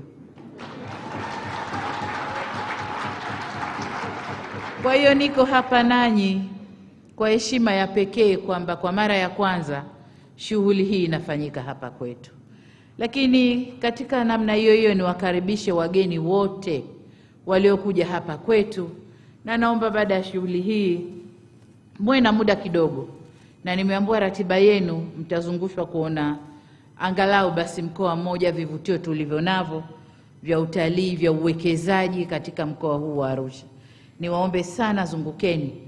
Ni shida kwenda nyumbani kutafuta tiketi nyingine kuja kwa utalii, lakini as long as uko hapa, tumia hiyo nafasi, zunguka, fanya utalii. Huwezi kujua, unaweza ukakuta warembo wazuri wa Kitanzania ukatamani kuoa mmoja, si ndio? Au wavulana wazuri wa Kitanzania, si wazuri, katamani kuondoka na mmoja. Kwa hiyo zungukeni muione Tanzania. Ndugu zangu, nimefurahi pia kuona kwamba kuna uwakilishi mzuri wa bara la Afrika ndani ya shughuli hii, na hii inaonyesha kwamba sekta ya habari ndani ya bara letu inajiungaunga vizuri, na ndiyo maana maendeleo haya ambayo yamezungumzwa na watu mbalimbali hapa. Kwa hiyo mimi niwashukuru sana, niwape pole kwa yale yanayotokea, usumbufu, nyanyasaji, vifo vya wanahabari, na habari nzuri ni kwamba matukio hayo yanakwenda yanapungua. Na kwa hapa kwetu Tanzania, taarifa kama mlivyosikia kwamba tumefungua kwa kiasi kikubwa, na hayo mambo yanapungua, nitazungumzia kidogo mbele. Ndugu zangu wanahabari, nilipoambiwa maadhimisho haya yanafanyika Tanzania nikajiuliza kwa nini. Lakini Balila aliniambia niwaambie waje, nikamwambia waambie waje. Lakini nadhani nanyi mlikubali haraka haraka kwa kujua kwamba Tanzania ina sifa zile ambazo zimesemwa ya kuheshimu uhuru wa vyombo vya habari. Na pengine kwa wale ambao hawakutoka Tanzania walipenda kuja kuona tumefanya nini, kuna nini mpaka tumepiga hatua kiasi hiki. Ni matumaini yangu kwamba siku mbili mlizokaa hapa au zote mlizokaa na mtakazokaa mtapata fursa ya kuona kuna nini. Lakini kikubwa niwaambie tu ni utashi wa kisiasa. Niruhusu ninukuu takwimu chache kuthibitisha haya ninayoyasema, kwamba baada ya uhuru Watanganyika nchi hii ilikuwa na magazeti 10 na hivi sasa kuna magazeti 285. Zinaweza zikapishana, nategemea mimi nilichukua mwezi gani, lakini hapa nje nilisikia takwimu zangu zinapishana kidogo. Lakini kama zinapishana sio kwa kiasi kikubwa. Lakini vile vile tulikuwa na kituo cha redio kimoja tu huko nyuma, kinaitwa Tanganyika Broadcasting Service, lakini sasa tuna vituo vya redio 200 na halikadhalika hakukuwa na kituo cha television hata kimoja, lakini sasa tunavyo 55. Good news ni kwamba kuna kituo kinaitwa Sunet, Suluhu Television. Kwa hiyo kiko kule Zanzibar, na nawashukuru UNESCO wameniunga mkono vizuri. Lakini sio cha kwangu, cha familia, sio cha kwangu. Aidha tushukuru maendeleo ya teknolojia, kwani sasa televisheni mtandao, online TVs zinaendelea kuongezeka kwa kasi, ambapo kwa sasa zimefikia 476. Hapa ndio kwenye tofauti kidogo. Hatukuwa na blogs wala majukwaa ya mtandaoni, lakini sasa blogs ni 95 na majukwaa ya mtandaoni ni mengi, si chini ya 10. Ni kweli kwamba kuongezeka kwa idadi ya vyombo vya habari kumechangiwa na sehemu kubwa na kukua kwa teknolojia ya habari na mawasiliano, lakini ni ukweli pia usiopingika kuwa utashi wa kisiasa, maelekezo ya kisheria, kanuni na taratibu zetu ndizo zinazoruhusu uanzishwaji wa vyombo hivi. Na bila shaka wingi wa vyombo vya habari unaongeza uhuru wa kujieleza na uhuru wa kusambaza habari. Nimetaja takwimu hizi na wala sitaki kufanya ulinganifu na nchi zingine zozote. Nadhani wale mliotoka nchi mbalimbali mtafanya ulinganifu hali ilivyo kwenu na Tanzania. Kama bado tuko nyuma, tunaomba mshare taarifa, mmefanya nini tuwe mbele kama nyinyi. Kama tuko mbele, sisi tutashare taarifa tumefanya nini ili mfanye kama tulivyofanya sisi. Marekebisho ya sheria, waziri ameyasema vizuri kwamba nimeelekeza sheria zirekebishwe, lakini kwa majadiliano. Tutajadiliana mpaka tufikie pale ambapo tunahisi sheria zikikaa hivi tasnia ya habari itakwenda vizuri, na sio tu vile sisi tunataka hivi. Hapana, tutajadiliana.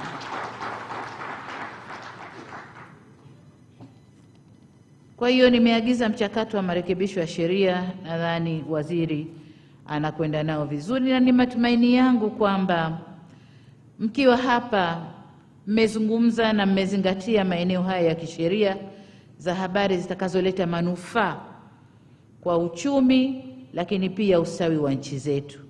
Tutafurahi Tanzania kushare au kubadilishana uzoefu na nchi mbalimbali, na tuone namna wenzetu mnavyoendelea kufanya. Tumekusanyika hapa leo kuadhimisha uhuru wa vyombo vya habari. Sasa tukichukua neno uhuru, manake ni uwezo wa kufanya, kuandika, kufanya, kusema, kufikiri kama unavyotaka. Huo ndio uhuru. Lakini uhuru huu una mipaka yake. Una mipaka yake. Lakini pia tunasema uhuru wa vyombo vya nini? Vya habari. Tuangalie habari ni nini?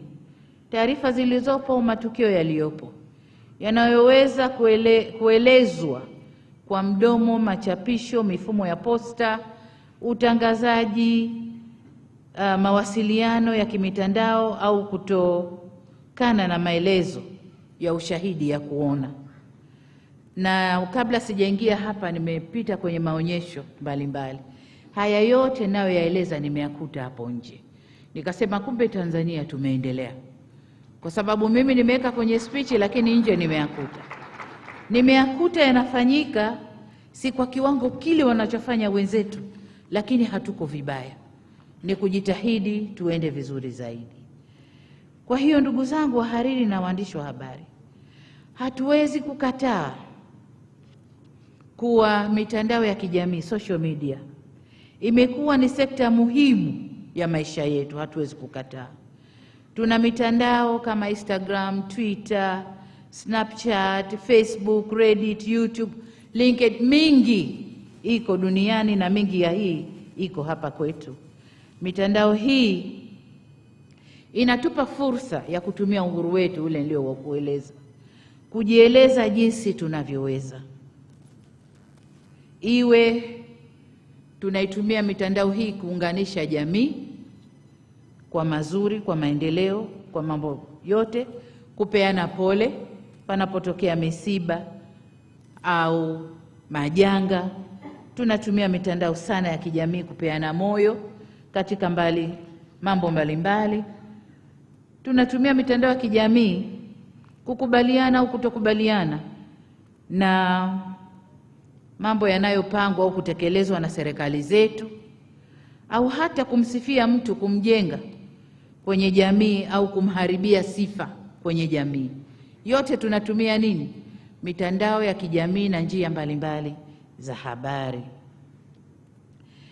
Nilisoma article inayoeleza mambo haya, na nikaona kumbe kwamba mifumo ya mitandao ya kijamii au social media yenyewe haiko social kama vile tunavyofikiria. Katika maisha yetu ya kawaida, naweza kukaa kundi hivi ukamsifia mwezio, yule kijana yuko very social. Maana yake nini kwa Kiswahili kwetu hapa? Japo social ni neno la Kiingereza, kwamba anakubaliana na watu, anaingiana na watu, ana furaha na watu, si mgomvi, ana heshima, ana yote hayo, si ndio? Lakini mitandao yetu ya kijamii iko hivyo? Iko hivyo? Baadhi ya vyombo vyetu vya habari viko hivyo? Aya.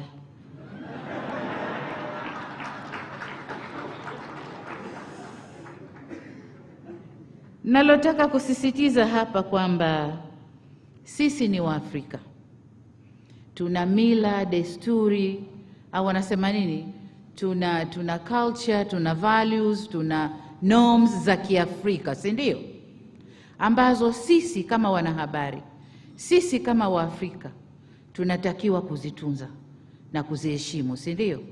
Mengine yanayotokea kwenye mitandao yetu ya kijamii, kwenye vyombo vyetu vya habari, hayaangalii hayo. Tunakopa. Kule tunakokopa, lililo sahihi kwao haliko sahihi kwetu, lakini tunasahau hayo. Jana ndio juzi nilipokuwa kwenye May Day, kulikuwa kuna kelele, serikali inachelewa kutoa sijui kuridhia. Mambo ya nini haya? Mikataba ya ILO. Juzi lakini nikawaambia mikataba ile mmeisoma? Ndani ya mikataba kuna vipengee 1, 2, 3. Haviendi na mila na desturi zetu au mnavikubali uwanja mzima. Sasa sikujua ile kama ni kukubali au kukataa. Nikamwambia mnakubali mnakataa? Hapana, haiwezekani. Kaambia ndio mikataba inavyosema. Sasa tuingie tu kichwa. Kwa hiyo nalisema hili kwenu waandishi wa habari kwamba pamoja na yote na kazi zetu na kila kitu chetu, tuna mila, silka, desturi zetu za Kiafrika lazima tuzitazame, na nyinyi waandishi wa habari ndio wakutusaidia kuzilinda. Mimi kama rais nitasimama hapa niseme tulinde mila, silka, desturi. Sina wakati mwingine wa kwenda kuzisema na kuzichambua kwa undani. Ni nyinyi wa kwenda kuziandika na mkazichukulia. Mkaona zinavyoharibika, mmonyoko anaita. Zinavyomonyoka, halafu na jinsi ya kuzilinda. Ni nyinyi. Sasa mkikopa wholesale mkaleta huku, hatuendi vyema. Tunaharibikiwa. Na ndio maana kunatokea migongano. Mwandishi wa habari kaandika hiki, mila desturi zetu ziko hivi, jamii huku ina riot, migongano, kamkamateni aloandika. Kama tuaswekwa ndani. Sasa huko ukifanya ubabe nao nakutana na wanaume wenzio. Kwa hiyo ndugu zangu waandishi wa habari wa Afrika, uhuru wa habari hauchagui mipaka, kwamba tunaona nchi zilizoendelea zinaandika habari za nchi zisizoendelea. Nchi tajiri zinaandika habari za nchi maskini. Nchi maskini nazo zinaandika habari za nchi kubwa. Lakini uandishi wetu unakuwa tofauti.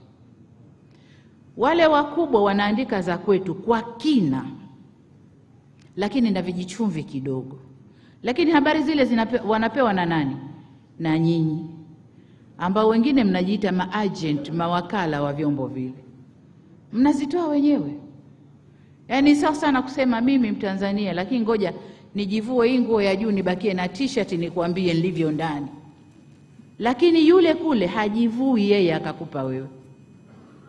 Atakupa kile unachopaswa kukisikia.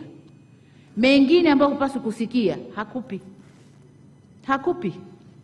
Lakini sisi tunajivua wazima tunapeleka.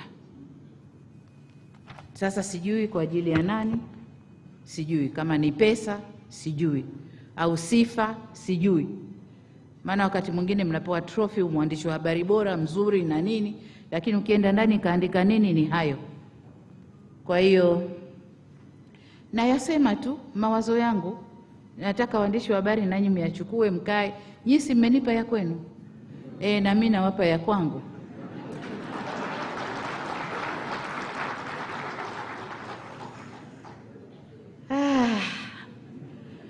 Haya, tunasema kwamba sisi ndio tunatoa hizo taarifa bila kusahau kulinda hadhi zetu, mila na silka zetu. Sasa nilikuwa najiuliza hapa, tukienda na ufahamu huu siku zote, na nadhani tumekwenda nao kwa miaka mingi nyuma, na hali ya bara la Afrika imekuwa vile ilivyokuwa. Coup after coup, ni unyonge, ni udhalilishaji, ni kila aina ya udhalili. Wakati bara letu ni bara bora kuliko mengi. Tuna utajiri wa kila aina, kuanzia wa maumbile, wa resources. Ni kweli. Chukua mfano wa Tanzania. Tanzania tunakosa nini? Tanzania ni wazuri kwa kila hali. Kwa kila hali. Kuanzia nchi yetu, Mungu kaiumba vizuri. Ndani ya Tanzania tuna climate sio aina 4 sio 5, mpaka snow tunayo Tanzania. Kenda Makete Njombe kule kuna vipindi tuna snow. Hamuandiki hayo. Tanzania tumepewa bahari na Mungu katumbia lango. Kutoka Indian Ocean unapita bandari ya Dar es Salaam, uko Dar es Salaam, uko Afrika yote. Mnaandika hayo. Tuna rasilimali, natural resources ndani ya Tanzania tele chungu mzima, madini mpaka majina hatuyajui, ardhi ya kilimo, mito na mitiririko ya nini, msitu. Juzi tumeonesha Royal Tour, situ lile linaoneshwa watu roho ziko hivi. Hapo hapo nasema tunakuja for carbon credit, tunakuja kufanya carbon credit. Mtu kaona nini? Msitu tu ambao sisi wenyewe hatuthamini.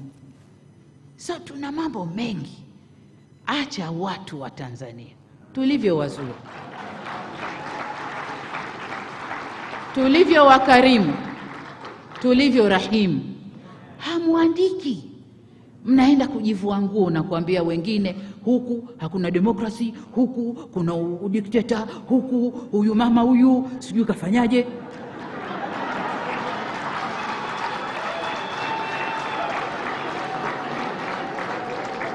Wanahabari oye!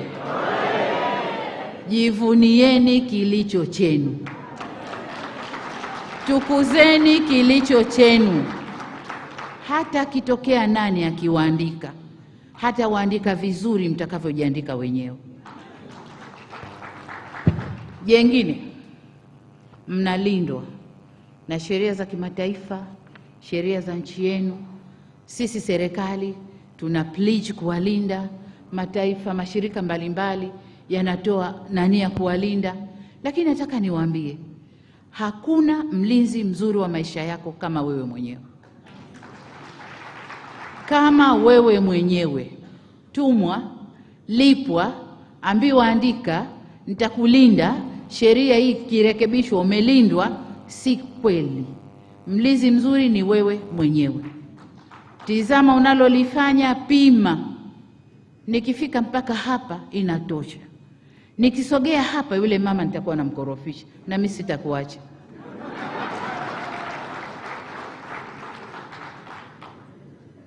Wanasema hivi,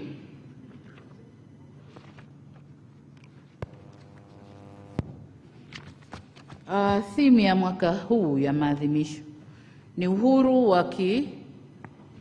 wa vyombo vya habari lakini na digitali, si ndio? Changamoto za kidigitali. Haya, nataka niungane na hiyo kauli mbiu kwa sababu imekuja wakati mwafaka. Na ukiangalia uhuru wa vyombo vya habari na changamoto za kidigitali, journalism under digital siege, ni kweli leo hii mitandao ya kijamii ndio yale matumizi niliyoyaongea. Watoto wa Kitanzania wanajipiga picha za utupu wanaweka huko. Ajali inatokea fresh kunapigwa picha zinawekwa huko. Sijui majambo magani mabaya zinapigwa picha zinawekwa huko. Hivi unamwekea nani? Unamwambia nani atizame?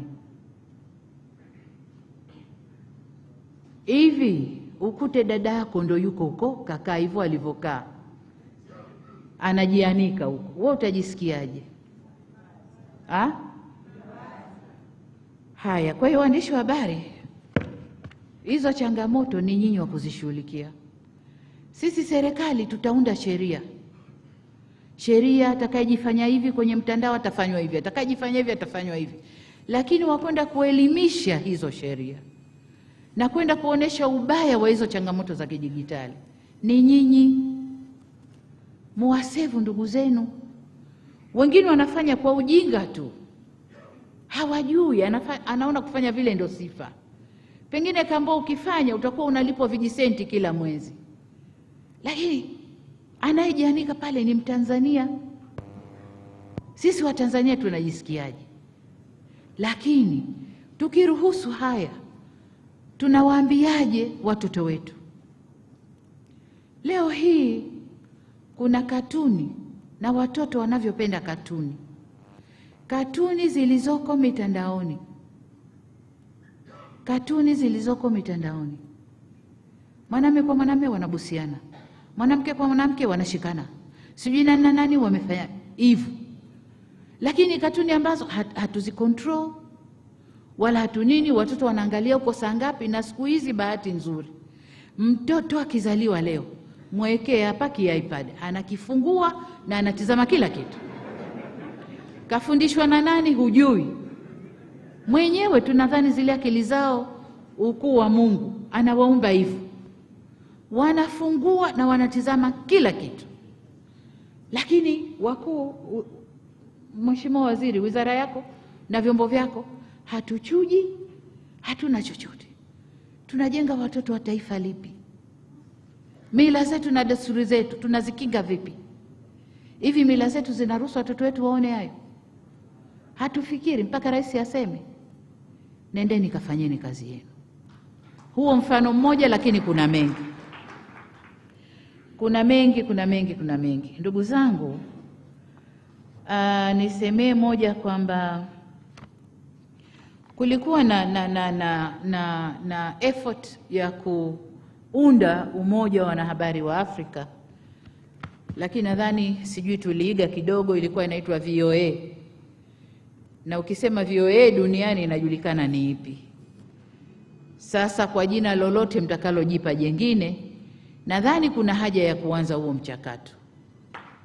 Mkawa na umoja ambao haya nayo yasema mtayazungumza huko, na muangalie jinsi ya kujipanga vizuri, jinsi ya kuprotect bara lenu, jinsi ya kulisifia bara lenu, jinsi ya kulisemea bara lenu, jinsi ya kulitetea bara lenu.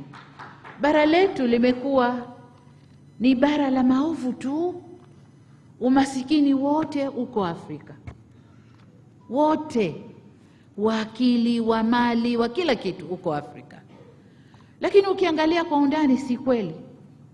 Nilikuwa nabishana na wakuu wa uchumi wa nchi hii, mambo ya kusema sijui uko wewe, nikamwambia nchi yangu haiishi kwa $1 kwa siku, haiishi. Wakaniambia hao, nikamwambia haya, nakupa mfano wa makabila ambayo sisi tunasema ndio yako chini huko. Nikamwambia chukua wale watu wanaokula matunda kwetu. Huyu hana ng'ombe, hana nini, anakula matunda tu. Na nguo zake ngozi kajibandika hivyo. Tuseme huyo ndio wa chini. Lakini huyu ili aishi anakula matunda si chini ya 10, 8 asubuhi. Mchana anahitaji mengine. Lakini jioni kabla kulala anahitaji mengine. Nikamwambia hali matunda peke yake. Matunda na asali. Lakini hivi vitu ni organic. Nikamwambia sasa twende kwenye supermarket Ulaya, tukaangalie bei ya matunda organic, bei ya asali organic ni kiasi gani. Huyu mtu ananiambia anaishi kwa $1 kwa siku. Sio kweli. Tunamuona maskini kwa sababu haendani na mtindo wa maisha ya mjini. Havai suti, havai nini, nyumba yake ndio hiyo, tunamuona maskini hivyo. Lakini haishi kwa $1 kwa siku. Nikaambia chukua Masai. Ukienda na kijumba chake kile mviringo ndani kiza, huoni kitu, hamna kochi, hamna nini, baada vibao vya aina yao. Lakini huyu mtu ana kundi la ng'ombe 500, 600, 1000. Huyu anaishi kwa $1 kwa siku. Si kweli? Waandishi wa habari, haya ndio ya kuyaandika. Fanyeni analysis, fanyeni kazi na hawa watu wa research, wakupeni figures and facts, muandike, mtusaidie. Vingine kila siku tutaimbwa na umaskini, tutaimbwa tuna njaa, wakati ndio wazalishaji wa chakula.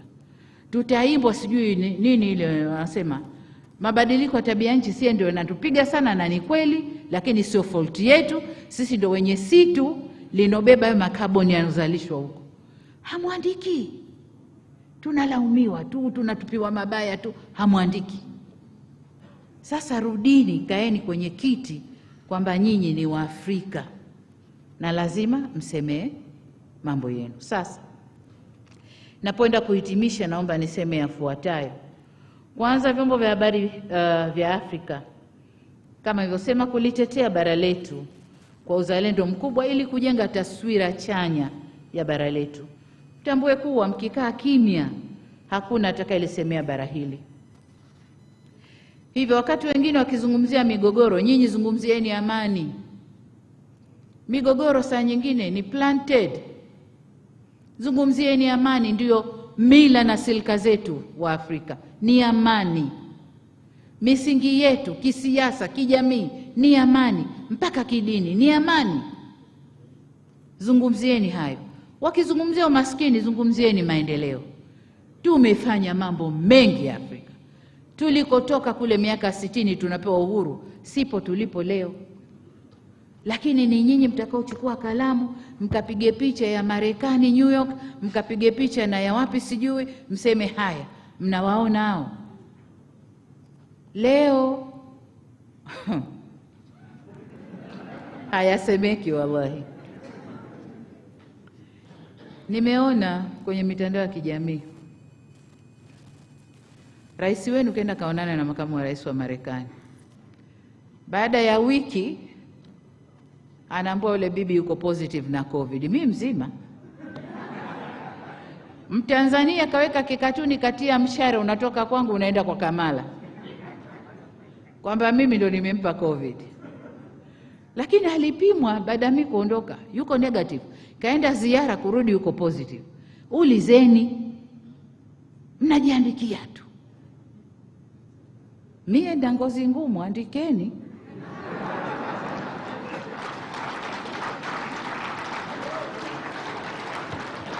Mnaandika, andikeni. Na ngazi ngumu. Lakini tunasema la pili kwa viongozi, likuwa niseme hili la kudharau mila na desturi zetu. Yes, tuna mila potofu. Zipigeni kelele sana. Ziandikeni, waelimisheni wananchi ziondoke. Zile njema zisifieni, ndio mila zetu. Wakati sisi tunaponda mila zetu, jamaa zetu hawa wenzetu wanazitaka hizi, lakini sio za kwao, hawawezi kufanya. Na ndio maana unakuta mtu wa watu katoka nje mzuri, mwanamke kaolewa na mwanamume wa Kiafrika, ukiona unasema lakini anafuata nini? Vipo wanavyovifuata huko. Mila, desturi, way of life. Eti ndugu zangu, nazungumzia mila, desturi, way of life. Kwani uongo? Nyie mnajidharau. Nyie mnajidharau. Lakini jengine, viongozi wa Afrika wenzangu, nao tujitahidi kushirikiana na vyombo vya habari na kukuza uhuru wao ili waweze kuchangia kikamilifu katika kuleta mageuzi ya kijamii na kiuchumi. Mkutano wangu wa kwanza na wanahabari baada ya kuwa rais, tulikutana wapi? Balile, Jakaya pale. Ilikuwa Ikulu Jakaya, nani, holi la Jakaya. Mliniuliza maswali mengi sana. Nikasema mimi lengo langu ni kufanya kazi na waandishi wa habari, kwa sababu maendeleo ya nchi yetu tunaambiwa kwenye SDGs, no one should be left behind, si ndio? Na waandishi wa habari mna mchango mkubwa kwenye maendeleo. So why mimi nifanye kazi peke yangu na nyinyi wa Tanzania mpo niwaache? Haiwezekani. Nikasema kama kuna matatizo tukae tuzungumze, tujue matatizo ya serikali ni yapi, nami nikuelezeni ya kwenu, tufike katikati, tushirikiane, tujenge nchi yetu. Huko ndiko tunakokwenda. Miaka ya nyuma mimi leo nisingekaa na Balile, angekuwa Balile yuko kule, mie niko kule, hatusalimiani. Leo akiamka, mama unaendeleaje? Kibanda, yupo Kibanda hapa? Yuko hapa? Kibanda.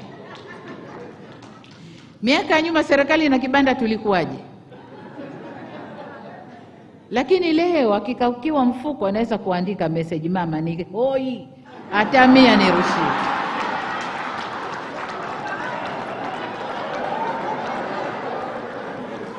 Lakini niulize jambo moja. Niulize, tunagombana kitu gani? Fikira na mwelekeo. Wote ni wa Tanzania. Wote tunajenga nyumba hiyo hiyo Tanzania. Tunagombana kitu gani? Hakuna. Kuna tofauti, tukae tuzungumze, tuendeleze nchi yetu. Hakuna kugombana hapa. Why tugombane? Na hii ndio raha ya kuwa mwanamke anaongoza familia.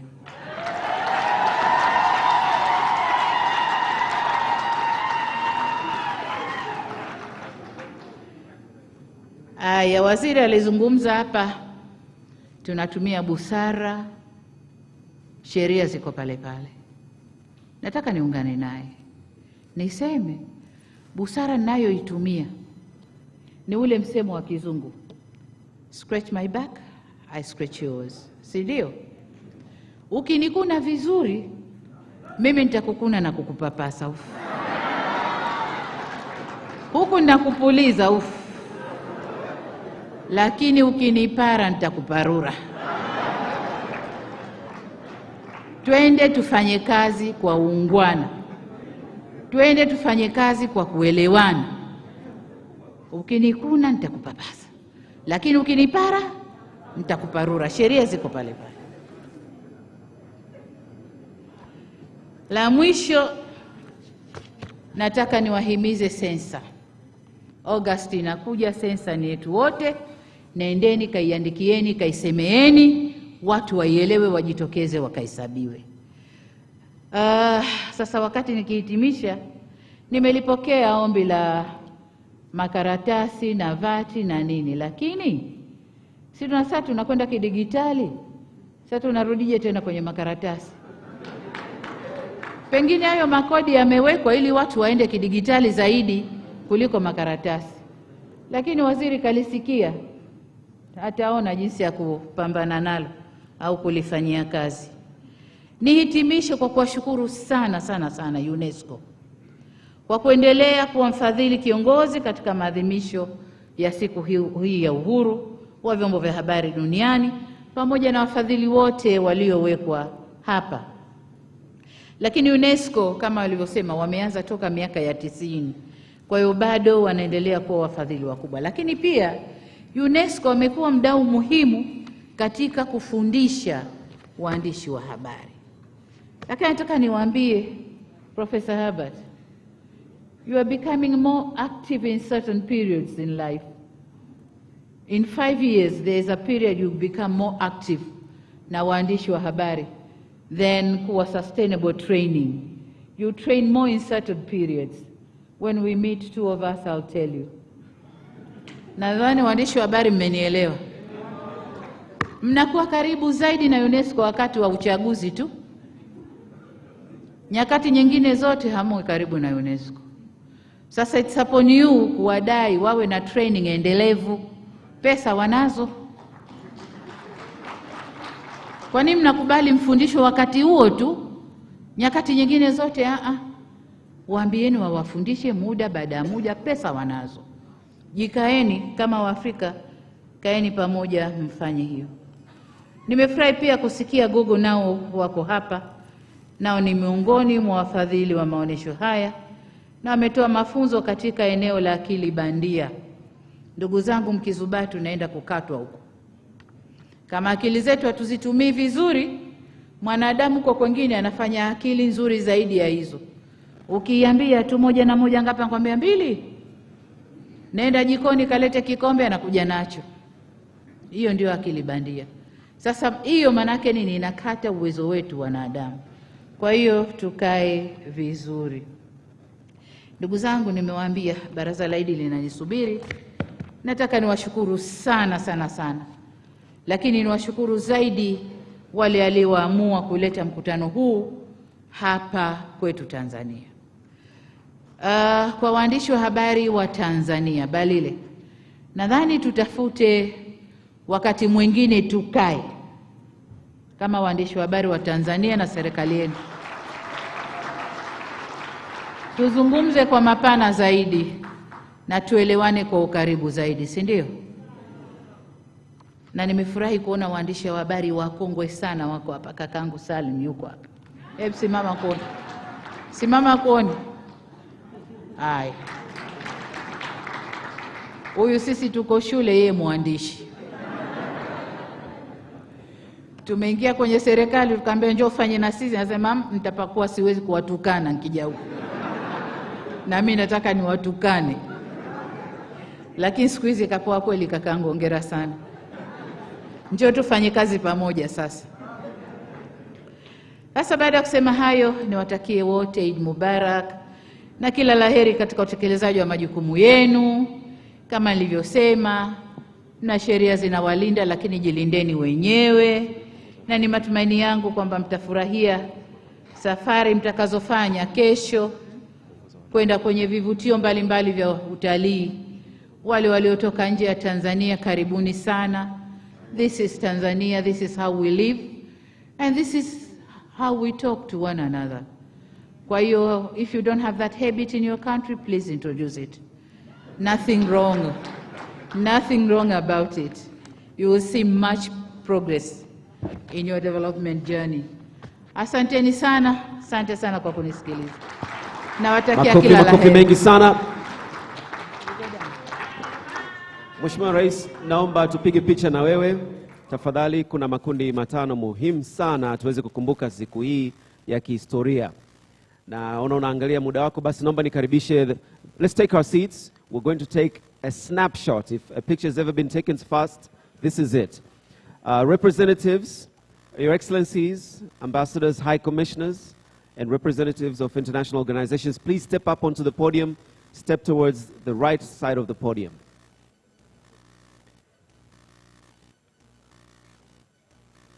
All our foreign dignitaries, viongozi wa serikali, makatibu wakuu, viongozi wa chama, waheshimiwa wabunge, picha ya pili ni yenu, naomba msimame tafadhali. Naomba mwanze kujiongea upande huu wa kulia. Tafadhali viongozi